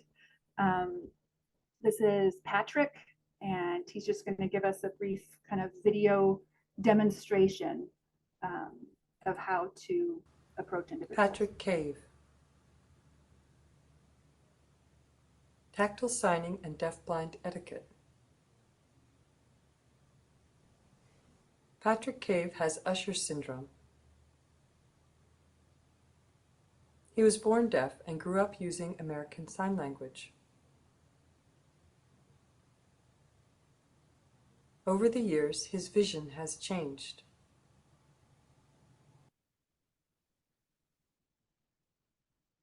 Thus, how important it is to use a respectful approach with deafblind people of all ages. To say hello, tap on the shoulder first. After getting the person's attention, reach under his hand. This is tactile signing. Pat signs a greeting and identifies himself with his name sign. Hi. Hey, Pat. So I would tell them who I am. That's important information. You introduce yourself. If a student doesn't use sign language, is hand under hand still useful? Yes. It builds spatial awareness and connects a student with the people and things around him. A consistent greeting allows the student to put more energy into communication instead of guessing what's happening. Hands are eyes if you have low vision or are blind. For more information on tactile signs, see Tactile Learning video. Okay.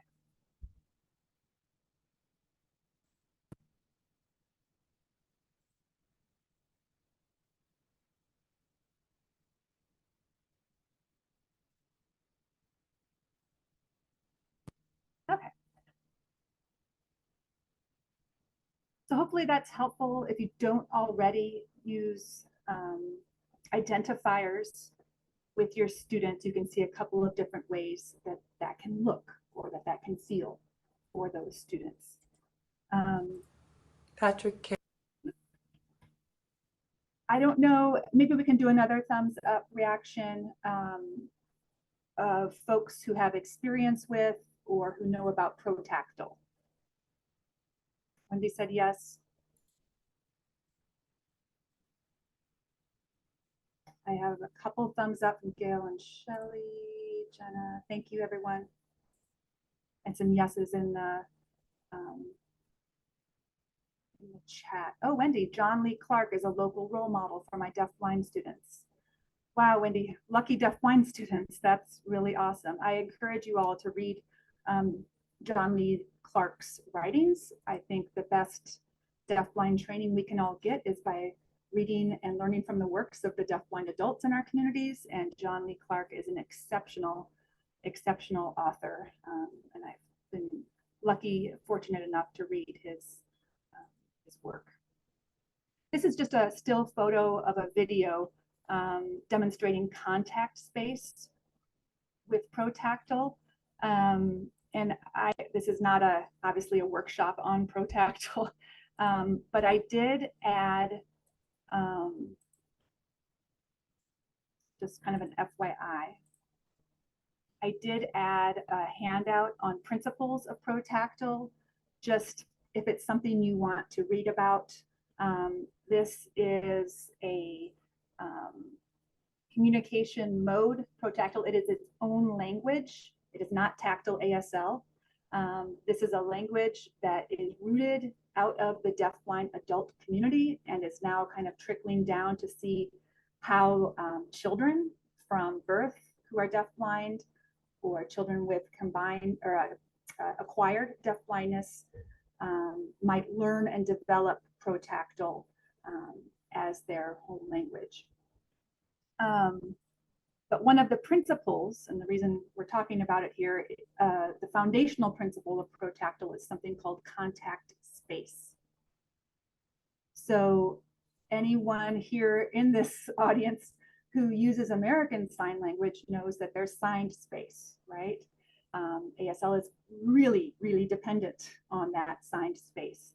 But for deafblind people, signing space is on their bodies, okay? And if you've ever gone to a Protactile training, it is a very different experience if you are not used to signed space being all over the body.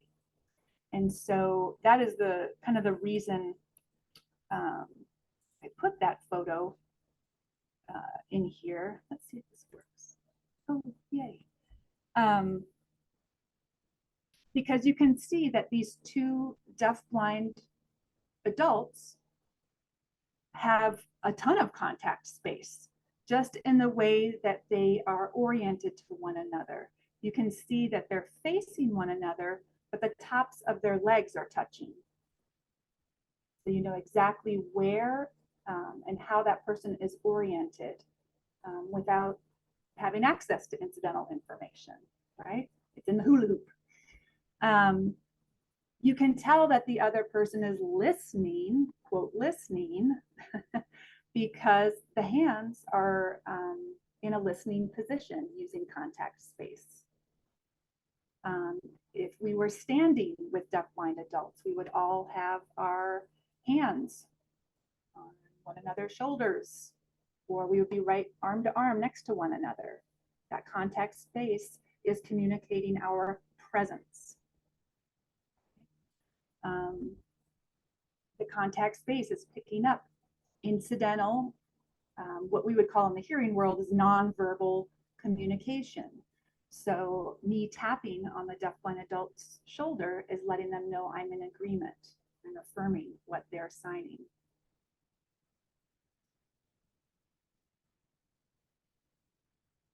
All right.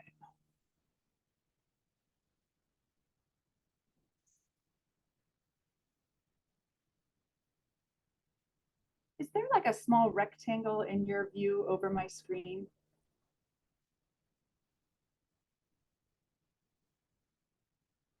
Or can you see the, okay, good. Thank you, Wendy.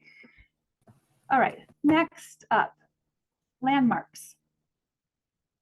This is another receptive communication strategy.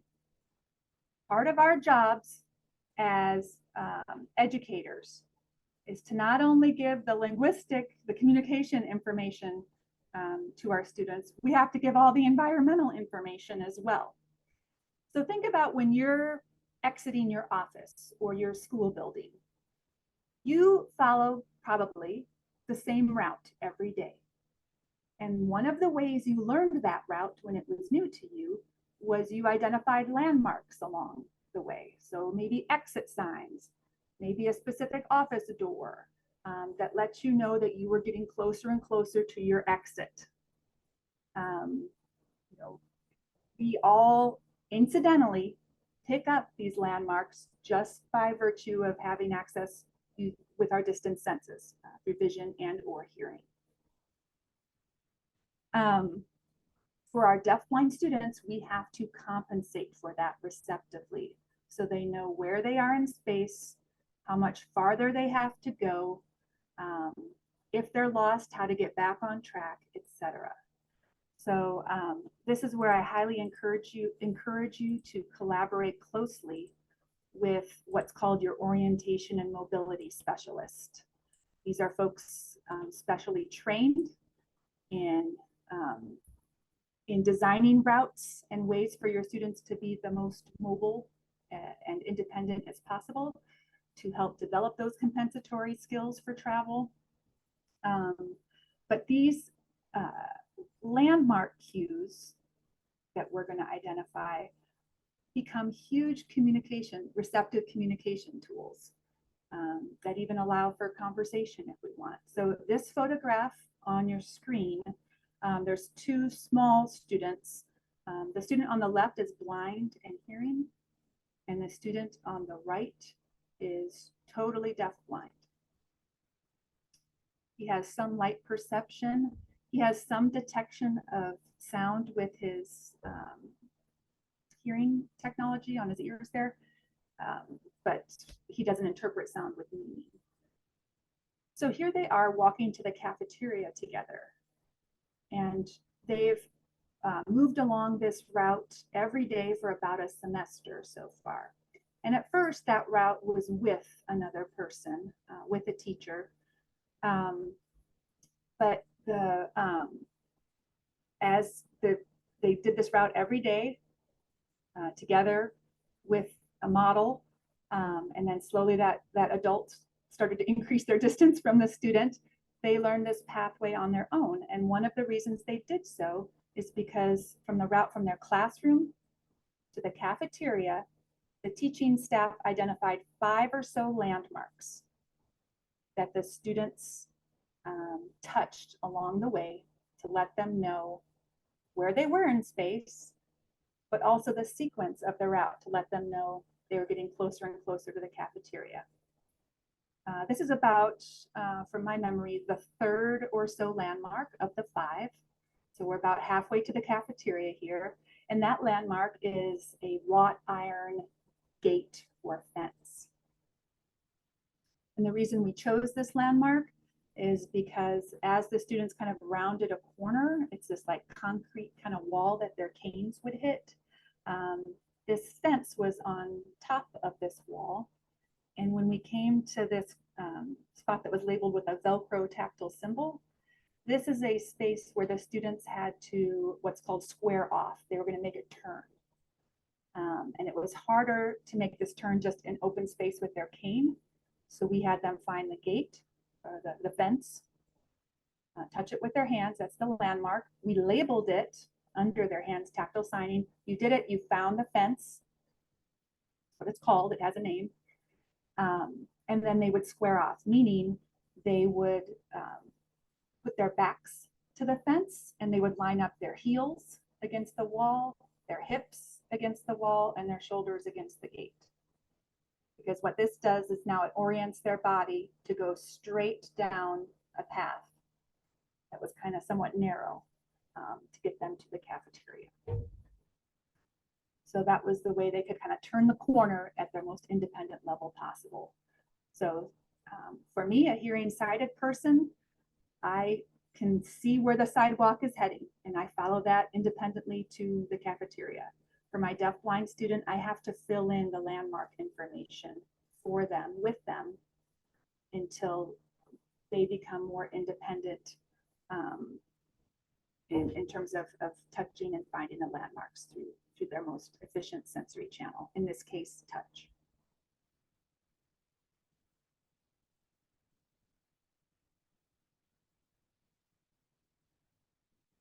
Tactile observation. This is a biggie. Remember in the video with Orion and Heather, how he had his hands on her face, on her neck. He had, at one point, he moves from a seat onto Heather herself. So his whole body is in contact with her while she's eating. That is a form of tactile observation. he is watching her using his skin, using his sense of touch. And so like I worked with this orientation mobility specialist named Ed, and he would always tell his students, you have 10 good eyes, use them.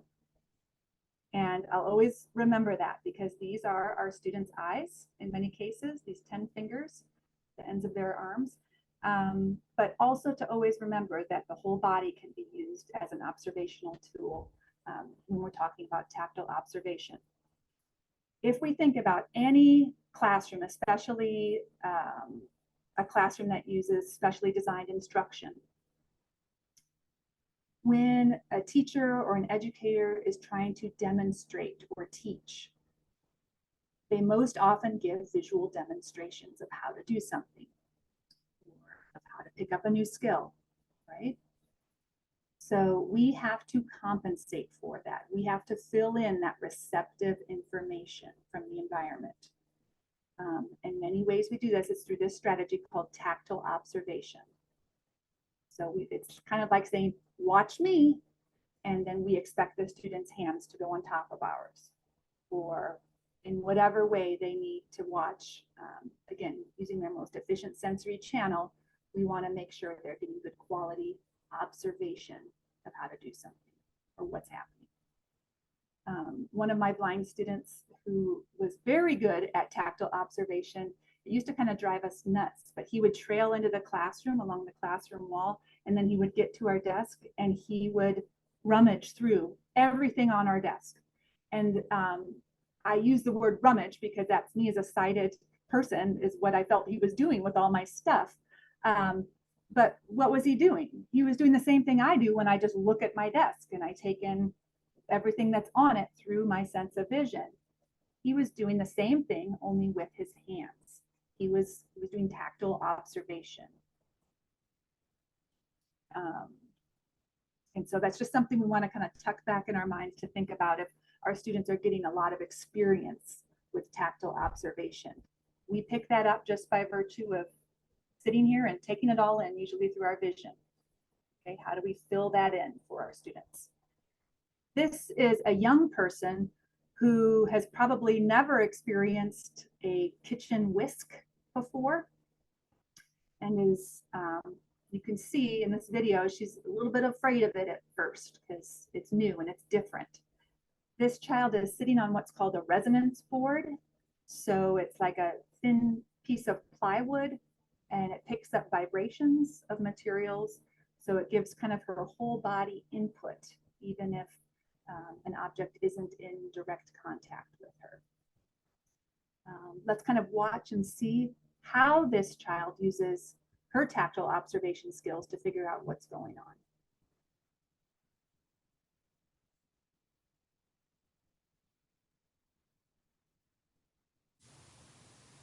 How do we get her to use her hands?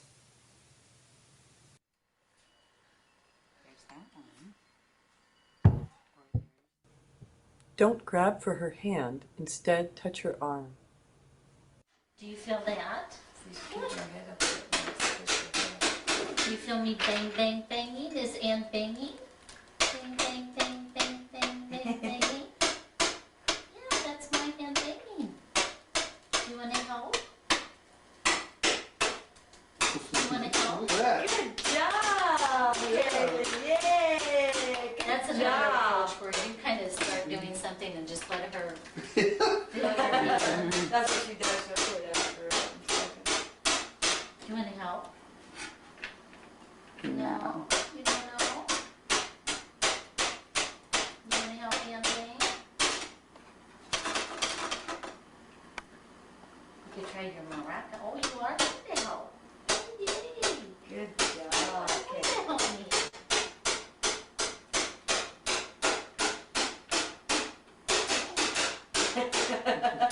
Good job.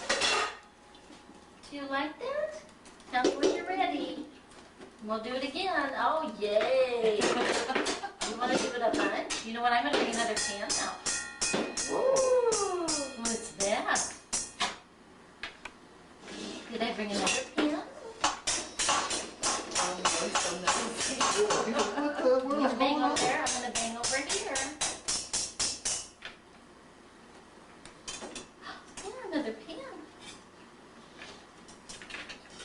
You want to help?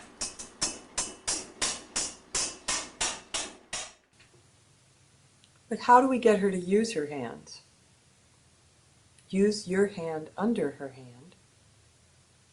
Wait for her to reach for your hand. Waiting helps children become active learners.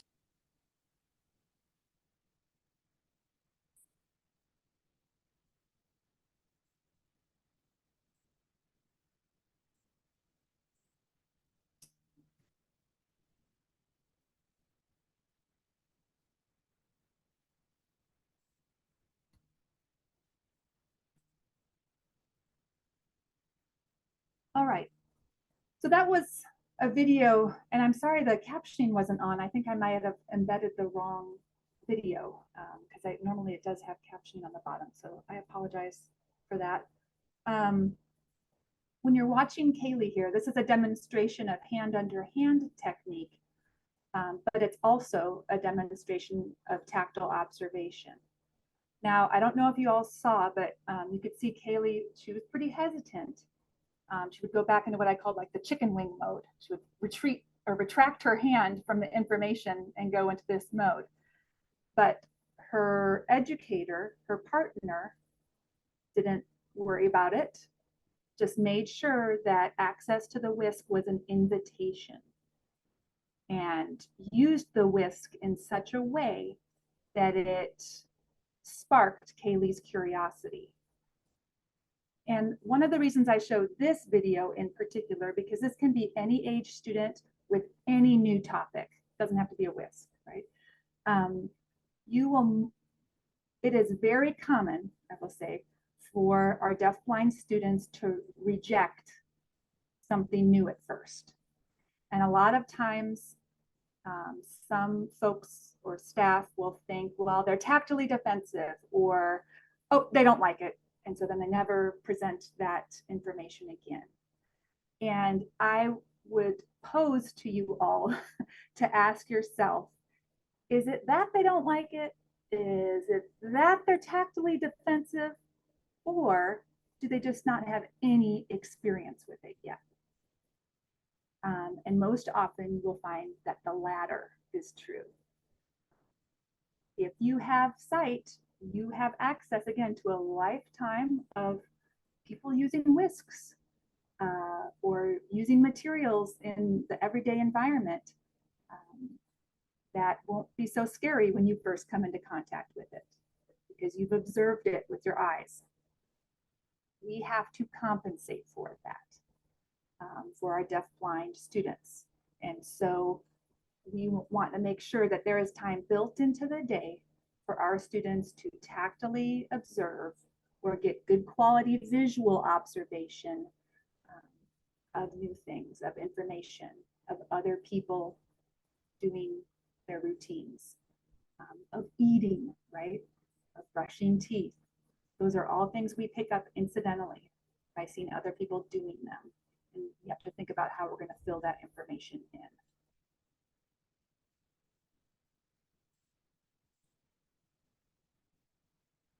I'm not sure how many of you all have students who are using augmentative alternative communication devices. If you are, there is a technique called aided language stimulation, and it falls right into the concept of input before output. So receptive before expressive. If you work with students who have really good receptive language or receptive symbolic skills, but for whatever reason don't have motor access to expressive sign or spoken language, we have to model the alternative for them using that alternative ourselves. So that's going to involve a lot of observation on their part of us using the system. And so this is a great little kind of cartoon video of what that means, what this technique means.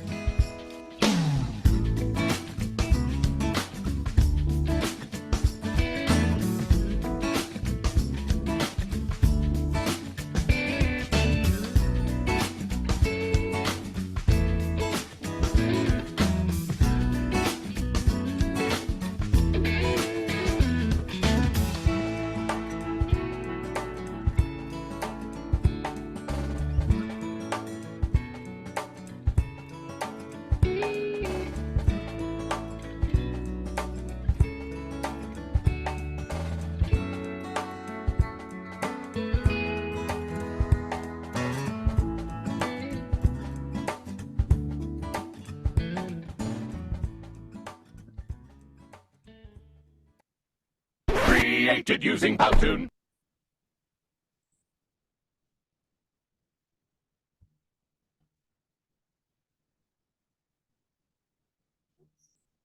Okay.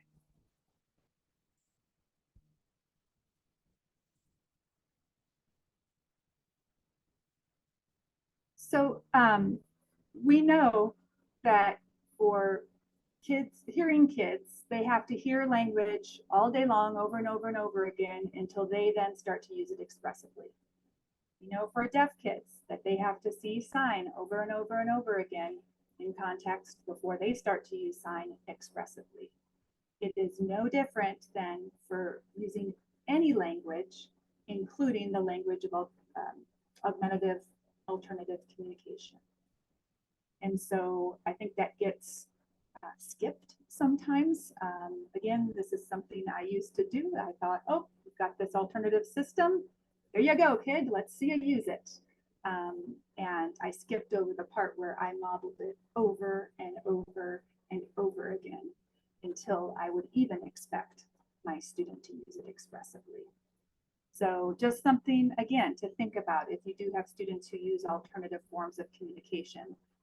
Just because it's an accessible form doesn't mean we can expect them to use it yet expressively. This is something I added this morning. I wanted to make sure you had this receptive strategy of tactile timers.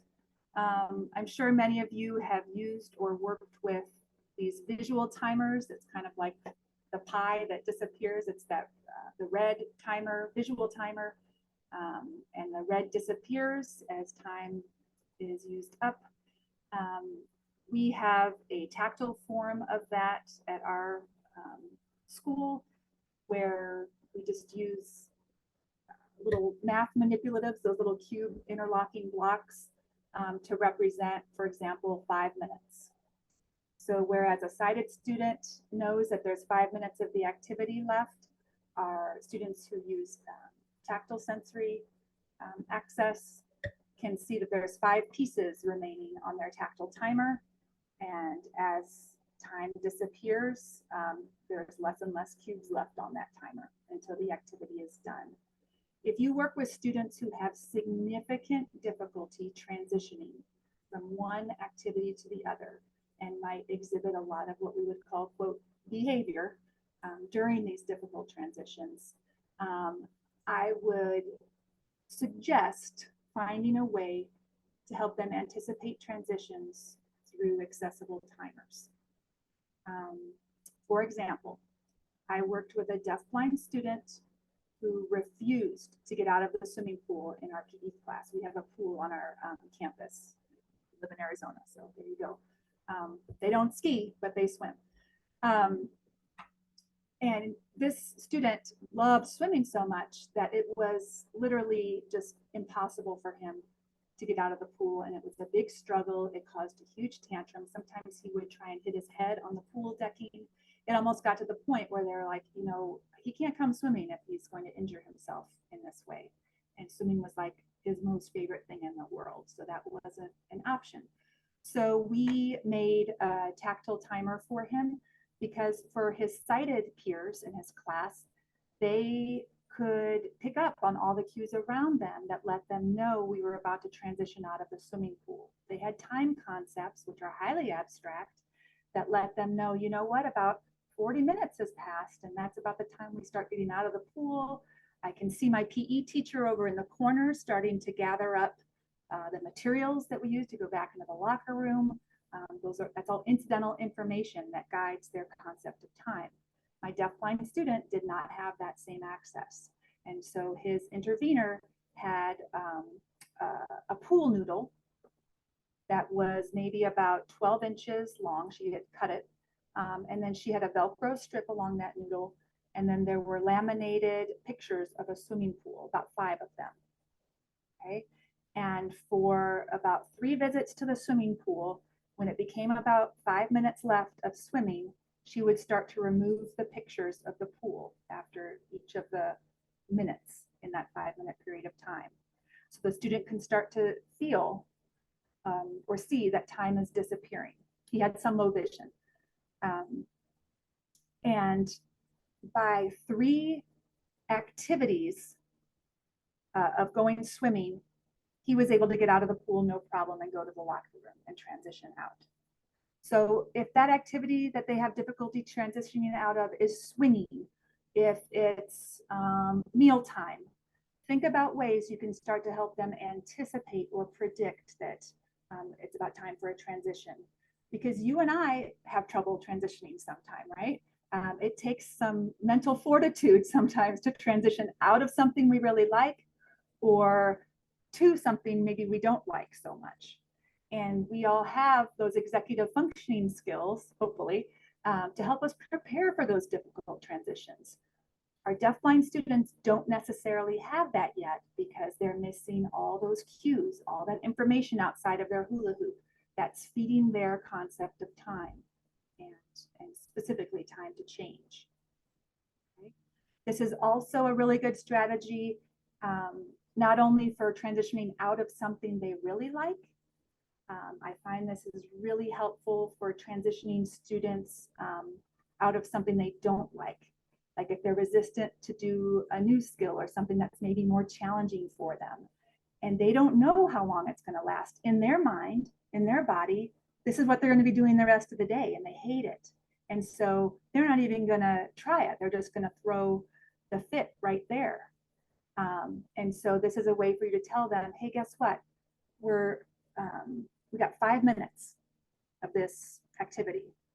And then look, I'm just trying to find something around my desk. Oh, look at what I have, an apple. And then we're going to go to snack. See? Snack. But first, let's see how many minutes we have. 1, 2, 3, 4, 5. 5 minutes of, I hate to use math because math is fun, but 5 minutes of math, and then we're going to go to snack. So they can start to anticipate, okay, this isn't forever. This is going to end, and then we're going to do something I really like. Okay. And I'm bringing this receptive strategy here today because this is one of the most common kind of issues teams have. Like, we just have so much trouble with transitions. The same is true for sighted hearing students as well, who just are working on those executive functioning skills to try and get through those tough transition times of their day. And the handout on tactile timers, again, as I wrote it up, it's a recipe for how to do that with your students. Another handout is the likes dislikes form, because as you bring topics and activities to your students, whether they are early communicators or proficient, you want to make sure you're bringing things that they like, especially if they're multisensory learners. And so there's a likes dislikes form in your folder of handouts. Share it with your families, especially if you're getting new students, especially if your students that you have right now are transitioning to another provider or teacher. Please fill these out for those folks that are going to be receiving your students, because it will save a lot of time and heartache and trial and error, because people are going to be introducing topics that we know are pleasing or sensorially attractive to those students. And so this is just an example of a student who is transitioning out of their Birth to 3 program and was going into preschool. And the preschool team said above all else, they got all the multidisciplinary education evaluations, which was like a 20-page document. They got the IEP. They had the old family planning paperwork. They said out of all of that documentation and evaluation, these 2 pieces of paper were the most helpful on the first day of preschool. It was the likes dislikes list. And so you can see, topics that you can present to the student that are pleasing to them, but you also know what to avoid, right? So in this case, this child isn't going to like pureed food or smooth food. So don't even bother. The family's already tried it. It's not happening. Does not like hair brushing. Okay. So you either know not to introduce that or to introduce the hairbrush as something to watch someone else do, right, with their hands through tactile observation until that invitation turns into the child exploring the hairbrush on their own and hopefully maybe even tolerating some hairbrushing. So that's a resource for you. Choice making, another, I'm just looking at my time, important receptive communication strategy. I'm going to,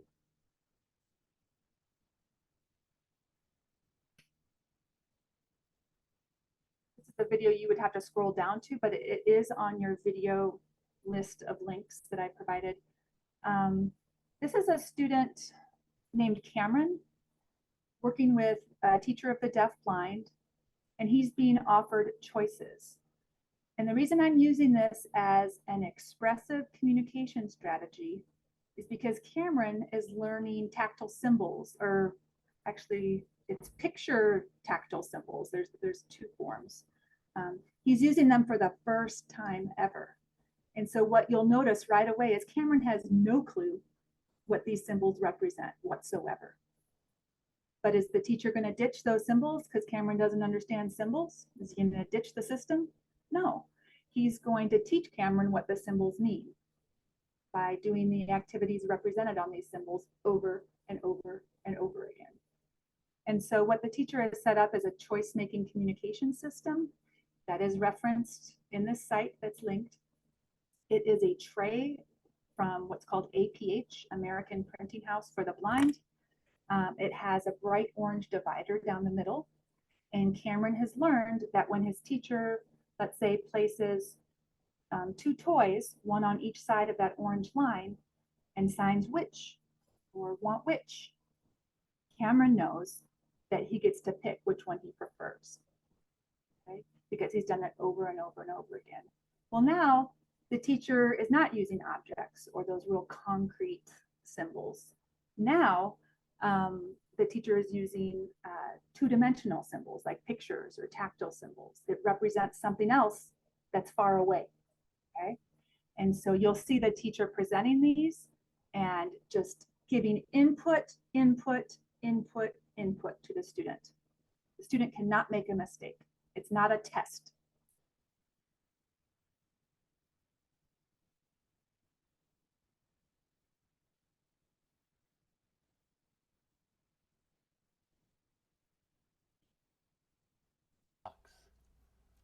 Light box.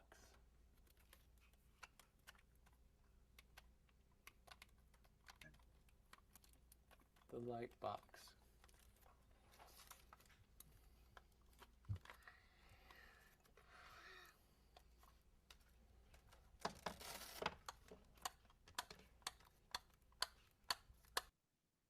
And I'm going to interject here. The teacher has developed this system with the student.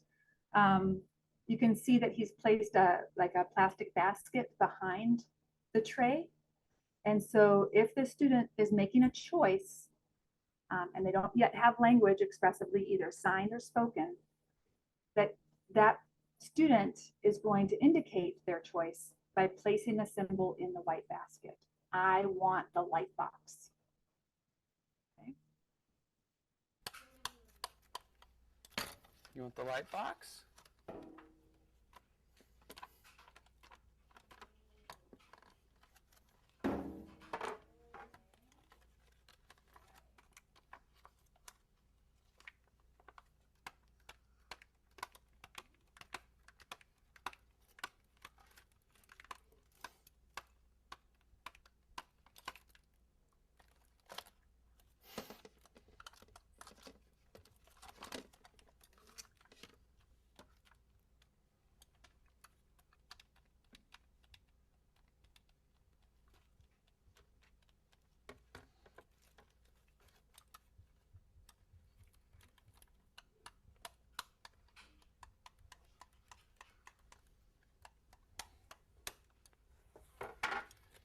You want the light box? Let's go. Let's go to the light box. Let's go to the light box.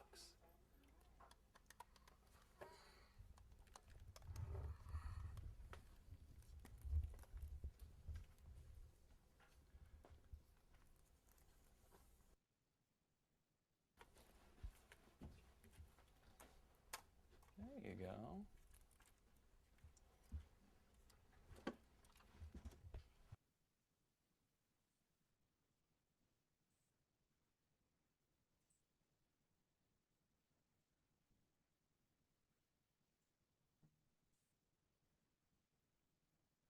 So for that video, I mean, if that was me as a teacher, I probably wouldn't have selected that video to show folks, because I would feel like, well, the student really doesn't know maybe what's going on. They don't know what these symbols mean. They're just kind of, it seems like they're self-stimulating using the symbol like tapping against his chin. But I am so grateful that this teacher does have this video, because it is a perfect example of receptive communication instruction for choice making. The students aren't going to know how to make a choice using symbols on the first try, or the 5th try, or the 10th try. We have to do it over and over and over again. Remember that person who wrote earlier receptively, one of the barriers is having access to repetition, right? Just seeing it over and over in your environment. This is the same thing. We have to do it, in this case, tactily and visually over and over and over again with the student, until he starts to notice that, hey, every time I take this specific symbol out and I tap it, it's a little heavier on my chin compared to the other one. But whenever I do this and the teacher uses hand under hand with me to put it in the basket, let me go over to the light box, one of my favorite activities. So he'll soon learn that, you know, instead of tapping it on his chin, he'll access it with his hands and maybe his vision and put it in the box right away so he can get to the light box faster. Okay. And so, you know, you might put 2 choices that are highly preferred in there. So no matter what the student chooses by accident, it's going to be something they like and they go to right away.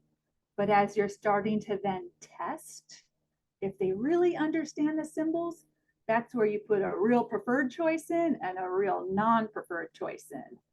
And if the student selects the non-preferred choice and you go over to it and the student is like, well, no way, dude, you can refer them to the symbol that they did indeed select and pair those. So do not worry if the students do not understand the symbols at first, or explore it in ways that make sense to their sensory system. It's going to take repetition and modeling over and over and over again. And they'll get it, they'll make that connection.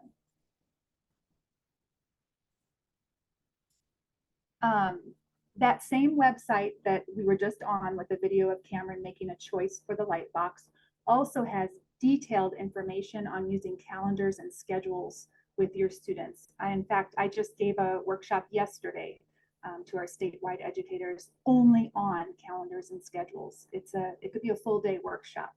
But I did want to make sure you had that information.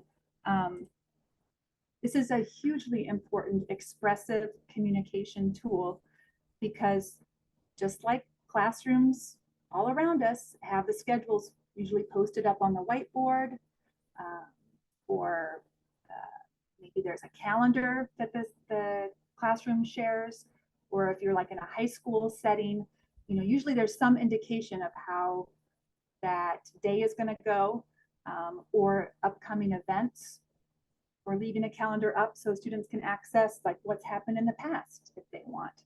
So this whole website talks about how to build accessible calendars and schedules with your students.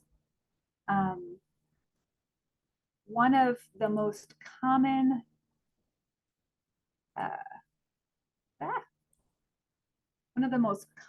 responses I get, especially when I go into a classroom for a proficient ASL user or a proficient spoken language user, is the educator, I'll ask where the student's calendar system is. And the educator will say, no, it's good. They got it in their memory. They know what they're doing every day. And then that's where I say to the educator, okay, give me your calendar, right? Because we know ourselves, even though we've got stuff in our heads, the calendars and schedules we use ourselves, our timepieces, organize us in such a way that we use it as a memory aid. I use mine as a tool to deal with my anxiety, because if it's out of my head and on my day planner, then I don't have to think about it so much anymore. I can think about other things. But for your proficient communicators, please, please, please make sure that they have access to calendars and scheduling systems, because that's going to provide them that important piece of autonomy so they can schedule and plan their own days how they'd like, including things they don't like. They can decide when they do it. We all do this, but it needs to be accessible for our deafblind communicators. Those calendars are going to provide important like artifacts for their memory in case they want to refer back to an event and talk about it with someone. So it's an important tool for social communication.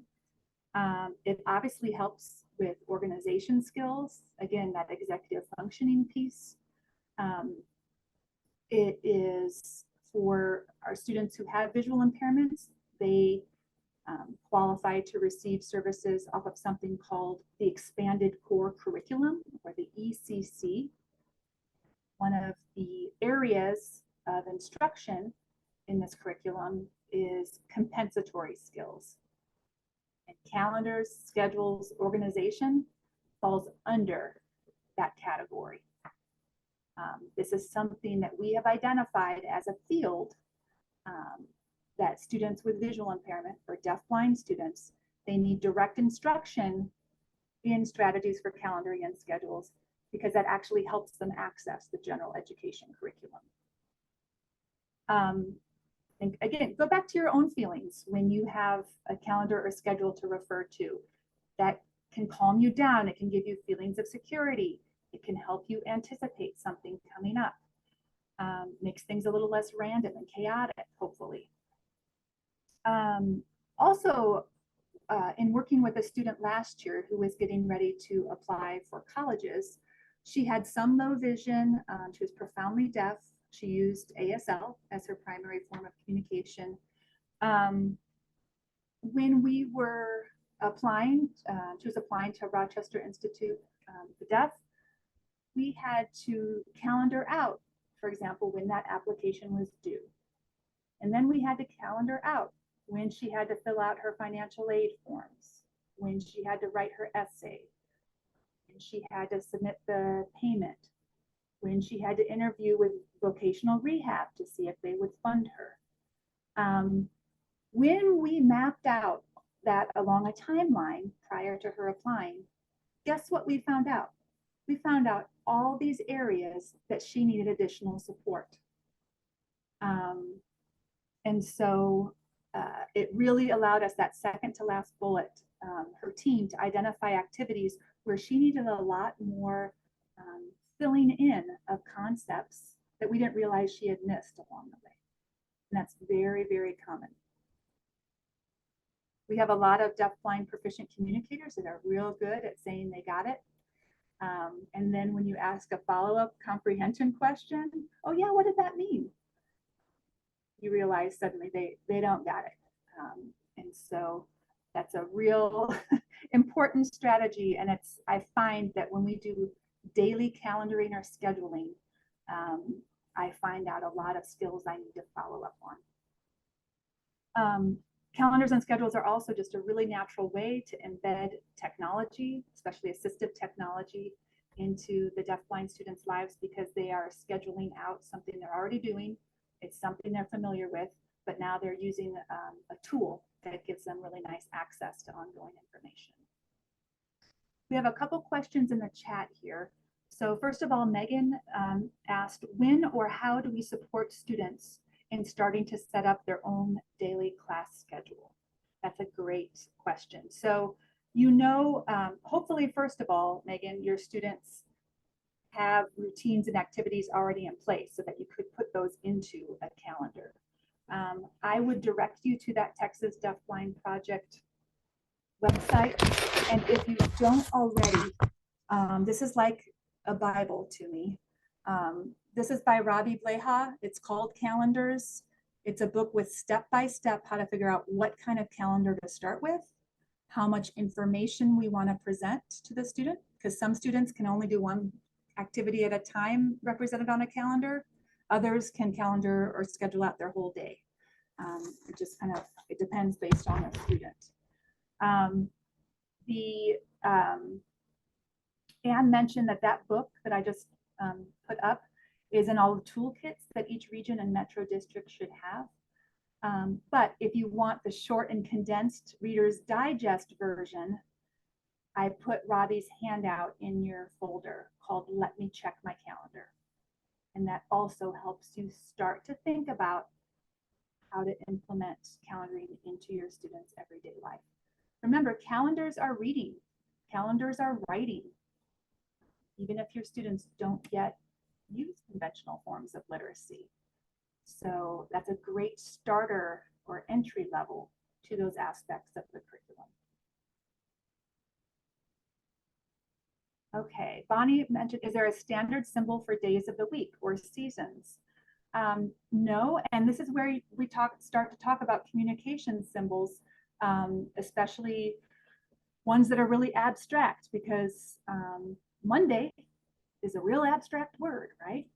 And so for students who are on that really concrete level of communication, another story I have, I had a high school student who was deafblind who had PE, and on Mondays, Wednesdays, and Fridays, they went swimming in PE. On Tuesdays and Thursdays, they walked on treadmills indoors because it was too hot outside. So guess what happened every Tuesday and Thursday when she got to the gym and they were not changing into their swimsuits? By the way, swimming was her most favorite activity as well. She would drop, refuse to get up, start stripping because she wanted to get her swimsuit on, and be extremely resistant to going to the treadmill area. She had no concept of Tuesdays and Thursdays versus Monday, Wednesday, Friday. And so for her calendar, we made a days of the week calendar. It did not say Monday, Tuesday, Wednesday, Thursday, Friday, because that did not hold meaning for her yet. We made a calendar with 5 squares on it. And on Monday, Wednesday, and Friday, there was a piece of her swim towel, tactile symbol. On Tuesdays and Thursdays, there was a piece of a shoelace because she wore her tennis shoes when she was on the treadmill. And so every morning we read her days of the week. So it would say in print, Monday in Braille, oh, today is Monday, it is swimming day. Tomorrow's Tuesday, and remember we got the treadmill, but don't worry because then the next day, Wednesday, we go swimming again. So after, I would say a week of doing this every other and having access to that calendar, she would have her tantrum in the classroom when we read the calendar, but guess what? She would go on the treadmill easily once we got to gym because she was able to emotionally prepare herself for that. So in answer to how do you represent months, days, etc., that is a great question. It will be dependent on your students' level of what they need in terms of concrete representations. For some students, Monday is pool. For others, it's the print MONDAY, and they memorize the word shape, right? For all of us, we all represent Mondays, Tuesdays, Wednesdays with a mental image, right? And so we have to consider what the mental image is for our students. Is Monday, Tuesday, Wednesday, Thursday, Friday a school bus? And Saturday, Sunday is a picture of a house? Could be. So that's up to you to determine with the team what holds meaning in terms of the concept around Monday, if that makes sense.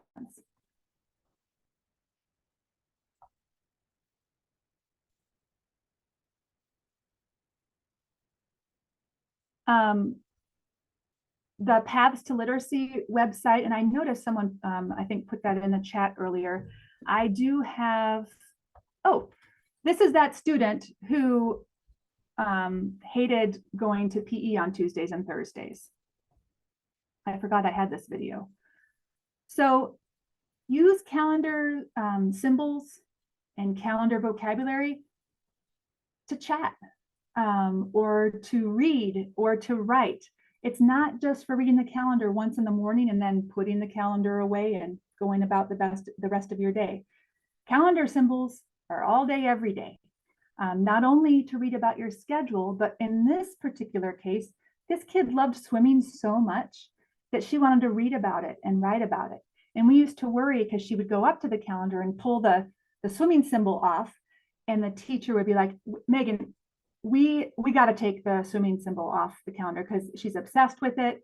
She's going to get mad when, you know, she's trying to tell us that she wants to go swimming and we always have to tell her no, and then she gets really upset. And I think we should just take the calendar symbol off, you know, her for swimming. And I was like, no way, because she's not telling you she wants to go swimming. I mean, maybe she is, but what if she just wants to talk about swimming because it's her favorite thing?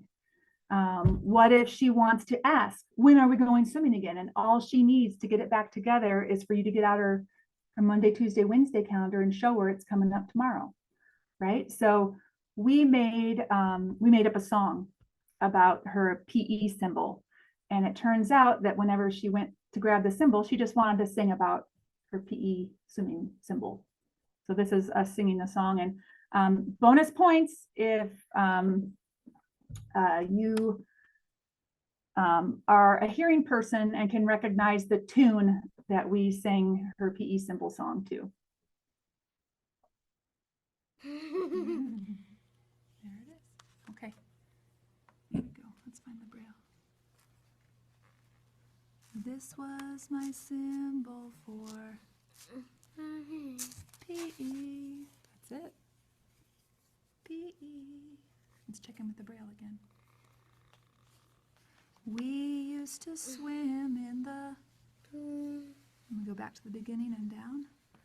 I used to dry off with a towel. Let me go back to the beginning and down. I think that swimming was really cool. Give me 5. You're reading. Nice job. Let's read it again. Let's read it again. Are you ready? So here's the symbol. Is she really reading conventional braille?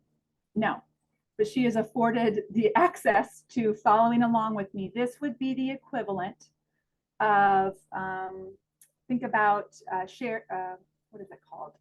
Like predictive text reading, where the teacher is up with her pointer at the sentence strip holder, and she's pointing at each word as we're singing the rhyme or the song or reading the poem or chant. She's pointing with her pointer and we're all following along with our eyeballs and our signs or our voices. This is the same thing as that, except for a blind student who's hard of hearing. Check it out. I'll check it out too. Oh, I know what that says. I know what that says. Let's read about it in braille now. This was my symbol for twirling. You little joker.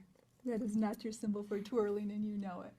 This is my symbol for PE. Good try though.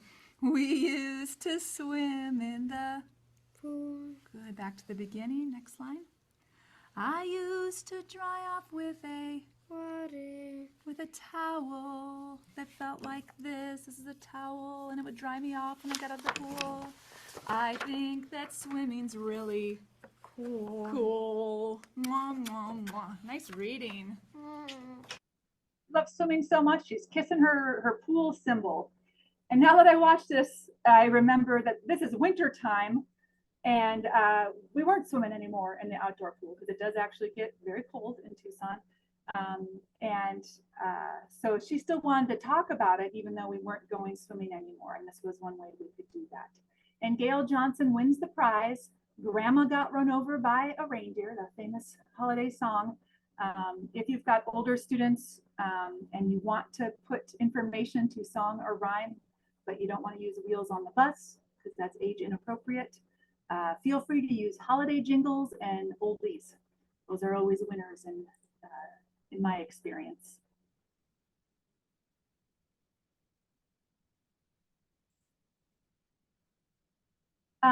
Again, if you are going back to have conversations with your team about some of the things you saw on receptive communication strategies, remember these can then be flipped over to expressive strategies once you can see that the student has had enough repetition and exposure and direct access to those to that information. You can flip it, and then you've got someone who's making a choice. You've got someone who's reading the Grandma Got Run Over by a Reindeer song. You've got someone who's putting their schedule together independently instead of having it read to them. Okay? But feel free to go into the video links. When you do follow-ups, go into the handouts. What are you noticing are the key characteristics for these strategies? And do they make connections with you and your staff, your team, or as something that would work with your student? Okay, start to just think about applying them in your individual settings.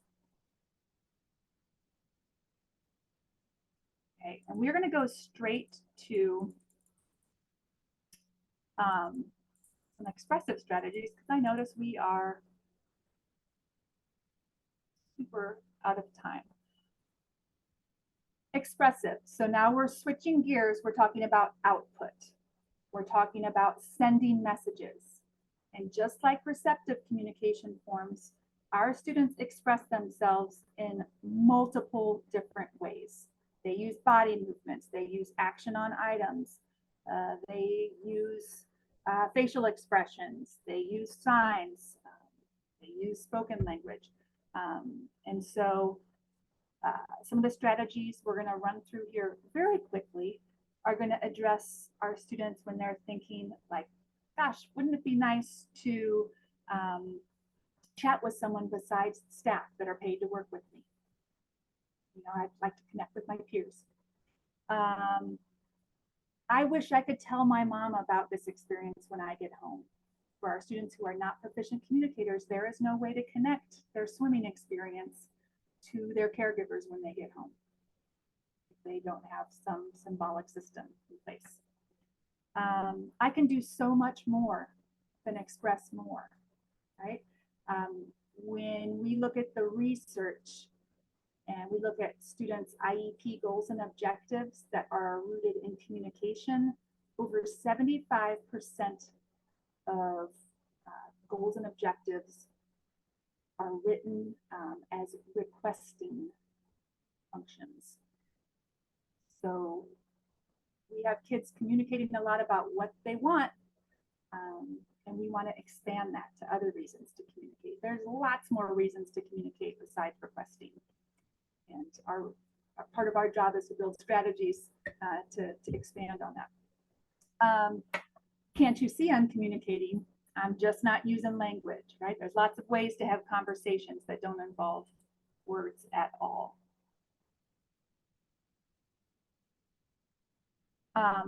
Probably one of my favorite articles of all times, which is in your handout, is called Conversations Without Language.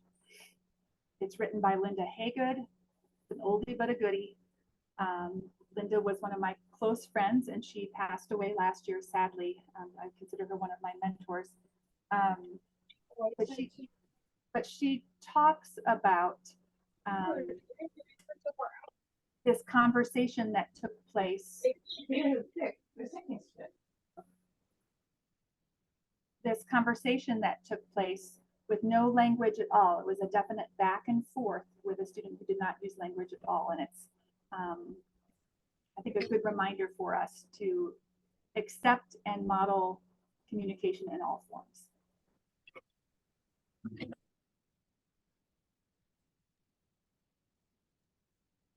Here is an example of what Linda was writing about. And we've got the superstar Orion again. And if you are trying to figure out where do I even begin, especially with a communicator who is not using language, start with your hands. These are great initiators of topics of communication. So let's watch Orion and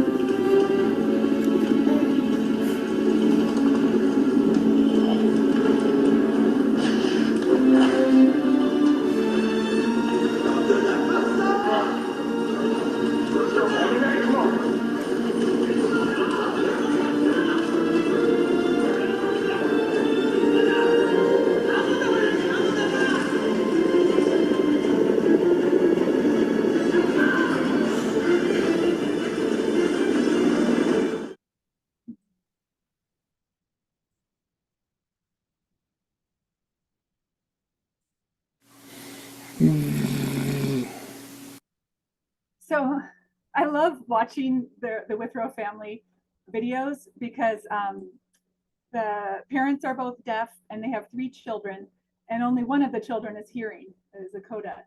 And so in the videos, it's just a perfect example of all this incidental information, auditory information that's going on in the background that only one of the 5 members of the family accesses. And it's so obvious because these videos that are so beautiful, that are capturing this amazing tactile communication often, are usually accompanied by a very loud auditory background from the one hearing kid and their family. It's just interesting to me. Okay, that was an example of signal response behavior. So again, you can do this with proficient communicators as well, to establish turn taking, to establish just a fun activity back and forth, using topics that are literally on your own body, like your hands or actions on objects back and forth. You can see Orion and his dad are very adept at this type of conversation, and this is forming a giant conceptual framework for Orion in terms of communication. Communication involves a shared topic. Communication involves back and forth, involves that balance between 2 people. Not, hopefully one person isn't overtaking it. Communication hopefully involves joy, right? About a topic that you like or an experience you like. Communication honors when one person is ready to leave the exchange. That's it. So I just love, again, all of their videos are just really, really nice. I have calendar conversations on here. Think about that PE symbol video we just watched. Take the time, even if the student isn't using language, to use those symbols that represent activities they really like, to have a back and forth. I'm trying to think. With proficient communicators, it's the same thing. Have them open up their calendar, their schedule book, and find a topic that they want to discuss with you, their educator, or with a nearby peer or friend. You know, are you going to this football game this weekend? And we are modeling what a conversation about that game looks like or sounds like in that setting. We're bridging them to one another through conversational topics.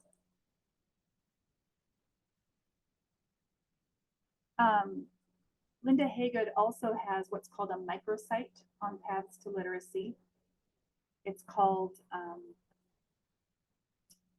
oh gosh, I just had a total brain blank. It's called Playing with Words. And it's a play-based storytelling approach. Again, for students who use language, but in this case, this is a student who's autistic.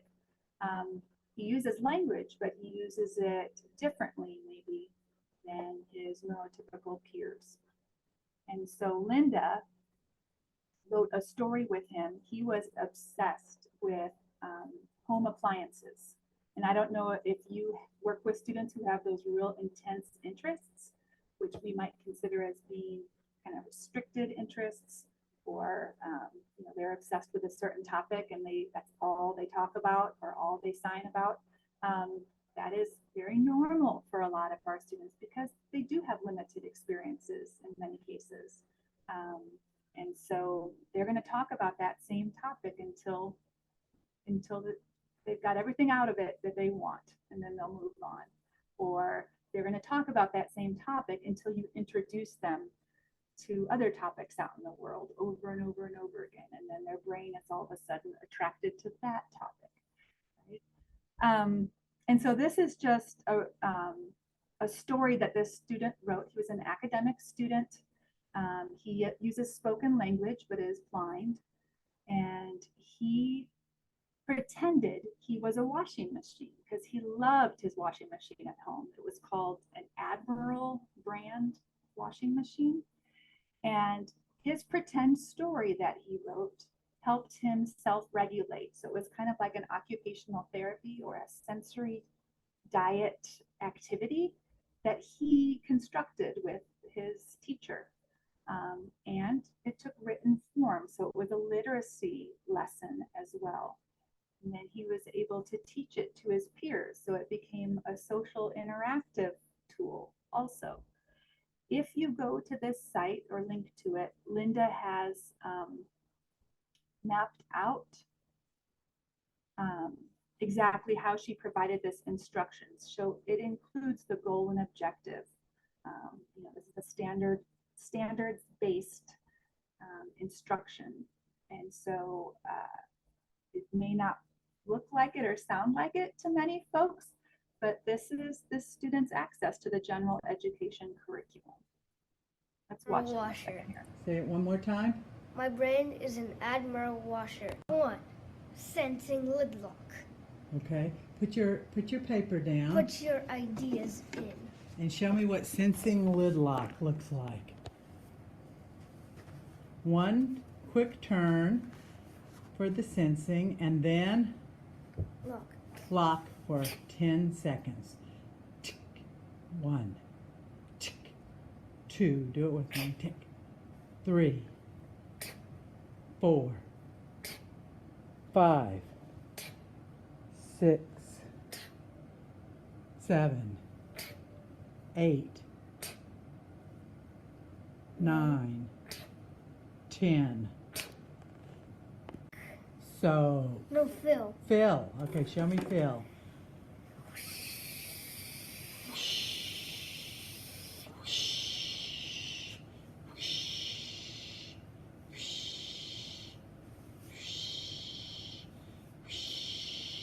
All the way down to your toes.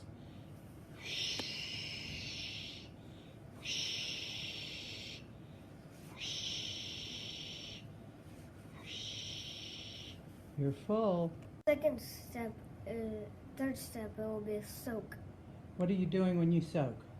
Feeling calm and enjoying my ideas. okay, so do it. I'm doing it. Okay, deep breaths. 1, 2, soak. 3, soak. 4, soak. 5, soak. I see those new ideas. 6, soak. 7, soak. 8, soak. 9, soak. 10, soak. Agitation. What are you doing with your ideas when you agitate? Mixing it. Mixing them up, trying them out. Agitate. 1. Agitate. 2. Agitate. 3. Agitate. 4. I am going to pause it there, but I just wanted to give this as an example. Again, whether this is signed or spoken, using the student's own direct experiences, which in this case is his love for home appliances, and having students act it out or use their own body in a way of pretend play, even if they're older. It fills in so many concepts. It lets you know what they know about the world. It's just a wonderful approach to storytelling that really hooks kids into literacy, especially if they're a little bit resistant at first. And Deanna wrote, and I've got it just up here on my desk too. She's the author of another, what I would consider Bible, called Communication, a Guide for Teaching Students with Visual and Multiple Impairments. This has great information, especially if you're thinking about how to design symbols for your students. She's got a lot of nice tips. She's a very functional, practical instructor. I am filled with gratitude that I got to learn from her. And it always catches me a little off guard when I watch like this video. That's Linda's voice, and I find I get that lump in my throat hearing her talk. She is extremely missed.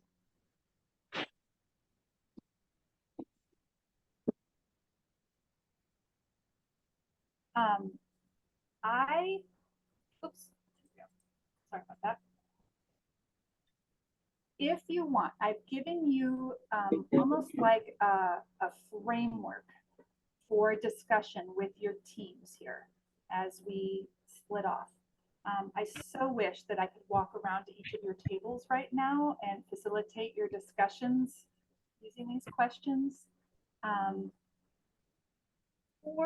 For you at this point, I know we just went through a bunch of strategies really fast and in a short amount of time.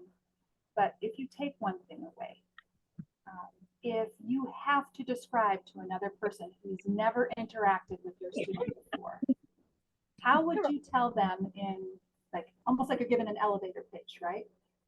How should that person identify themselves to your student? How should they introduce a new environment to your student? And how should they model a new skill to your student? So think about those strategies like tactile observation, or teaching landmarks, or name identifiers, about context space even, and how that would allow you to provide information to another person who's about to interact with your student. That could be information that you put into like a present levels of performance in your IEPs, like this. These are the educational needs of my deafblind learner. If you're going to flip that to working with your students' expressive communication skills, think about that student's likes and interests and motivators. So first bullet, how would you explain to another person an experience that your student might like to tell another person about? You know, how are they going to talk about their most favorite activity of swimming if they don't use language to communicate? How would you describe that to another person? Think about, again, those communication forms your student will use to tell it. Are they going to use body movements? Are you going to dictate a story from them and allow them to share that with another person? There's so many different ways to share, even if the student does not yet use language. And then most importantly, how do you build responsive partners in that student's environment? Think about Orion's dad. How do you provide that close proximity and ability to respond right away, no matter how the student communicates expressively, so they know not only do they have a partner right there listening, but they also have a partner who heard and received their message and responded naturally in a way that makes sense to the student. Okay, you don't have to use these frameworks. These are just for you if you want to have a conversation specifically about some of the strategies today. These are just kind of starting off points. But you all are the professionals, and so I trust that you will take this information and use it in the way you need to add to your teaching toolboxes. Okay? I'm going to pass it over to my friend Anne or Deanna or Brandy, and I'm going to be actually passing it to Deanna. Okay. Where is she? There she is, because she has some information. I think Deanna mentioned at the beginning that she is a project coordinator, soon to be project co-director. But anyway, she's the one that manages our grant, and she gets information about our funds. So there's some things happening right now that we need to let you know about. Hi, everyone. Just a few updates. First of all, many of you have probably all heard about the federal government impending shutdown, probably. Just to let you know, that will not have any impact on any of our grants at Brightworks, as our funds have already been obligated. So our work will continue in that regard. We just won't have access to our project officers and the other people at OSEP. So that won't impact us in the interim. Many of you know that the Minnesota DeafBlind Project is a federal grant that usually runs through a 5-year period. So our grant ends tomorrow, September 30th. And last winter, all DeafBlind projects or consortiums of projects were fast and furiously writing the new grants, and I'm happy to say that we were funded. So technically our grant would be starting on October 1st. In Minnesota, it's a bit of a different setup, as the DeafBlind Project grant comes into our Department of Ed, and then it is kind of turned into another grant that goes to Brightworks. So that's where we work out of Brightworks and that. So there's been a little delay in the paperwork coming from MDE to Brightworks. So if we don't get the paperwork by the end of the day today, which I've been checking my email all day long to see if anything's come through yet, we will not be able to continue working after tomorrow as the DeafBlind Project. Luckily, Brandy, Ann, and myself all work on multiple grants, so we have other work that we will be doing. And a lot of our DeafBlind work with the Low Incidence Grant and the DeafBlind Project grant kind of can cross grants, with the exception of our technical assistance work and our family engagement work. So that's it is a real big bummer. But we're hoping that it will just be a very short time that we have this little lull in services. So Anne and Brandy and myself will be changing our email status as far as the DeafBlind Project work goes, and that sort of thing. And we'll be letting, we'll have an email message about that. So if we're not responding in that regard, that is why. And then I also wanted to let you know that after many months of updating and getting new pictures of our kids, and that we have our new brochures printed. So we're really excited about that. Currently, they are printed in English. We are having them translated right now into Hmong, Karen, Somali, and Spanish. And then once we get those documents back, we will have those printed. So we're very excited to have that. And I just located a new vendor to provide the Ojibwe translation. So once we get that, then we'll have them available on that as well. So if you need any brochures to distribute to your families or anything like that, go ahead and contact Brandy, Ann, or myself, and we can get some sent out to you. So that's sort of just a little bit of update that I wanted to give about the Minnesota DeafBlind Project and our status. So thank you. Thank you, Deanna. And I just want to say a big thank you to you too, Megan, for sharing all of your information. Strategies are spot on. I have a lot of the resources that you talked about that might not necessarily be in the folder. I'm putting them into a summary email, which I'll also share with you. And I see that you are offering some information about how to use the communication matrix and the what after. The modules I put in there for in response to Nicole Schmidt's question about what's next. We also had Nancy Steele. Yes, thank you. Nancy Steele presented about what's next after the communication matrix evaluation is completed, and that video is also on our YouTube channel. You can find that under our community of practice videos. I will also put that in the summary email. It's a great resource. It walks you through the communication matrix modules a bit, but then I also think this resource that Megan has shared, I think would be a really great summary, something just at a glance you can figure out what to do next, or kind of give you an idea. So those resources will be available to you in the email. The other thing that we have is I think I have a little bit of COVID brain, but we have the evaluation that's coming.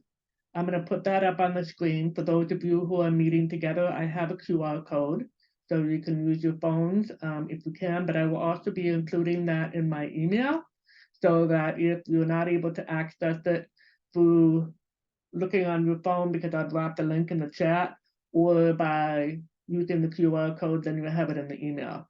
I just want to reinforce that it's really important that you complete that evaluation. Like Deanna mentioned, we have to write a grant. We got that funded every 5 years. Same thing for Arizona and the other states that have deafblind projects. And so it's really important to show that the work that we're doing is valuable to teachers and families. So please do complete that. Plus, the other carrot is that if you want your CEU certificate, you have to complete the evaluation. So, and if you don't receive an email from me, please let me know. I'm going off the list of people who registered. There were a couple of interveners that registered, so I'm just sending that out to the teachers right now. And I think both of the interveners were Metro Deaf School. So I think Wendy will be able to share that information with you. Typically, the community of practice is for educators, licensed teachers, and then I know interveners have been interested in this information, so we're really glad that you joined us. But we will be talking about potentially having an intervener their own community of practice as well down the road. But I just want to make sure that you have that. Deanna has also put something in the chat there. The Home Talk is another great resource, especially for families who are trying to capture their thoughts about many areas of their child's development. We have a very nice printed and bound copies that you can request to give to the families you work with. So if you have, and we just had that reprinted just recently, so you can reach out to one of us if you would like to have copies of them, we can send them to you. And I think that link also for Home Talk is on the list for the resources, all the different resources that are in the toolkit. I also made a note here is that if you are a new community of practice representative and you don't have the Deafblind Project toolkit, please email me so that we can be sure that you have the resources to share with the people in your region. Some regions have a central location where they let people know that the toolkit resources are located there. If people want to check things out, some people create a checkout. You now have an inventory of what should be in there, and that's that document that I shared with you that I will share again. And then and some districts have a central location. If you're an intermediate school district, you might have, it might be at the district office or the main office, so people can come and use the resources they need. If you are wanting a copy of the calendar book that Megan showed you, because it's a great resource, in the toolkit there's one copy. It could be suggested that you might want to check with your teachers at BVI to see about using the APH dollars that you have. I think that's also under the APH. And so there's ways that you can get additional copies. Some regional low incidence facilitators also purchase additional copies so that they're available for many teachers throughout the region, because one copy and you're in a big region, it can be difficult to share. So the toolkit can be a really great way of springboarding resources that the teams feel like they need more of. You don't have to limit yourself to just one copy, but that's the copy that we provide for you to review and to share with others. So I'm going to go ahead and share my screen.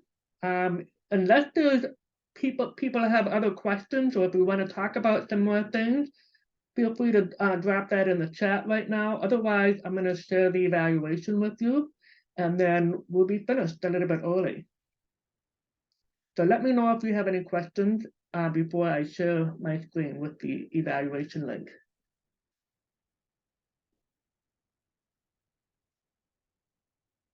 Okay.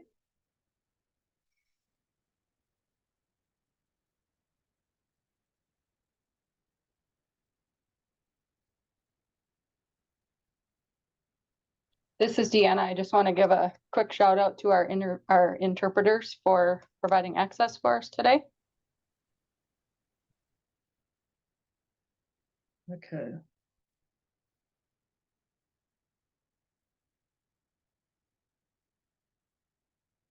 So, are you seeing the screen? It's been difficult. No. Okay. No. Let me try that again.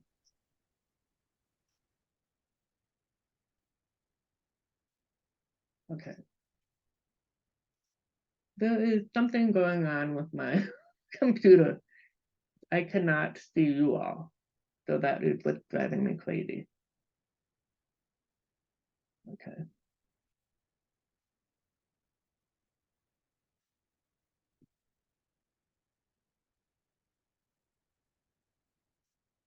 Wow, this is stupid. Oh, wait. I'm having a dickens of a time. I don't normally have technical difficulties, but today I do.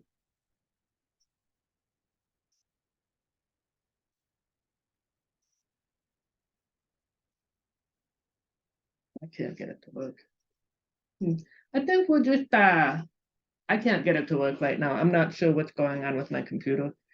So what I'm going to do is I'm going to send the email right now. I have been collecting all the information and putting it on the email. So the link to the SurveyMonkey evaluation is there.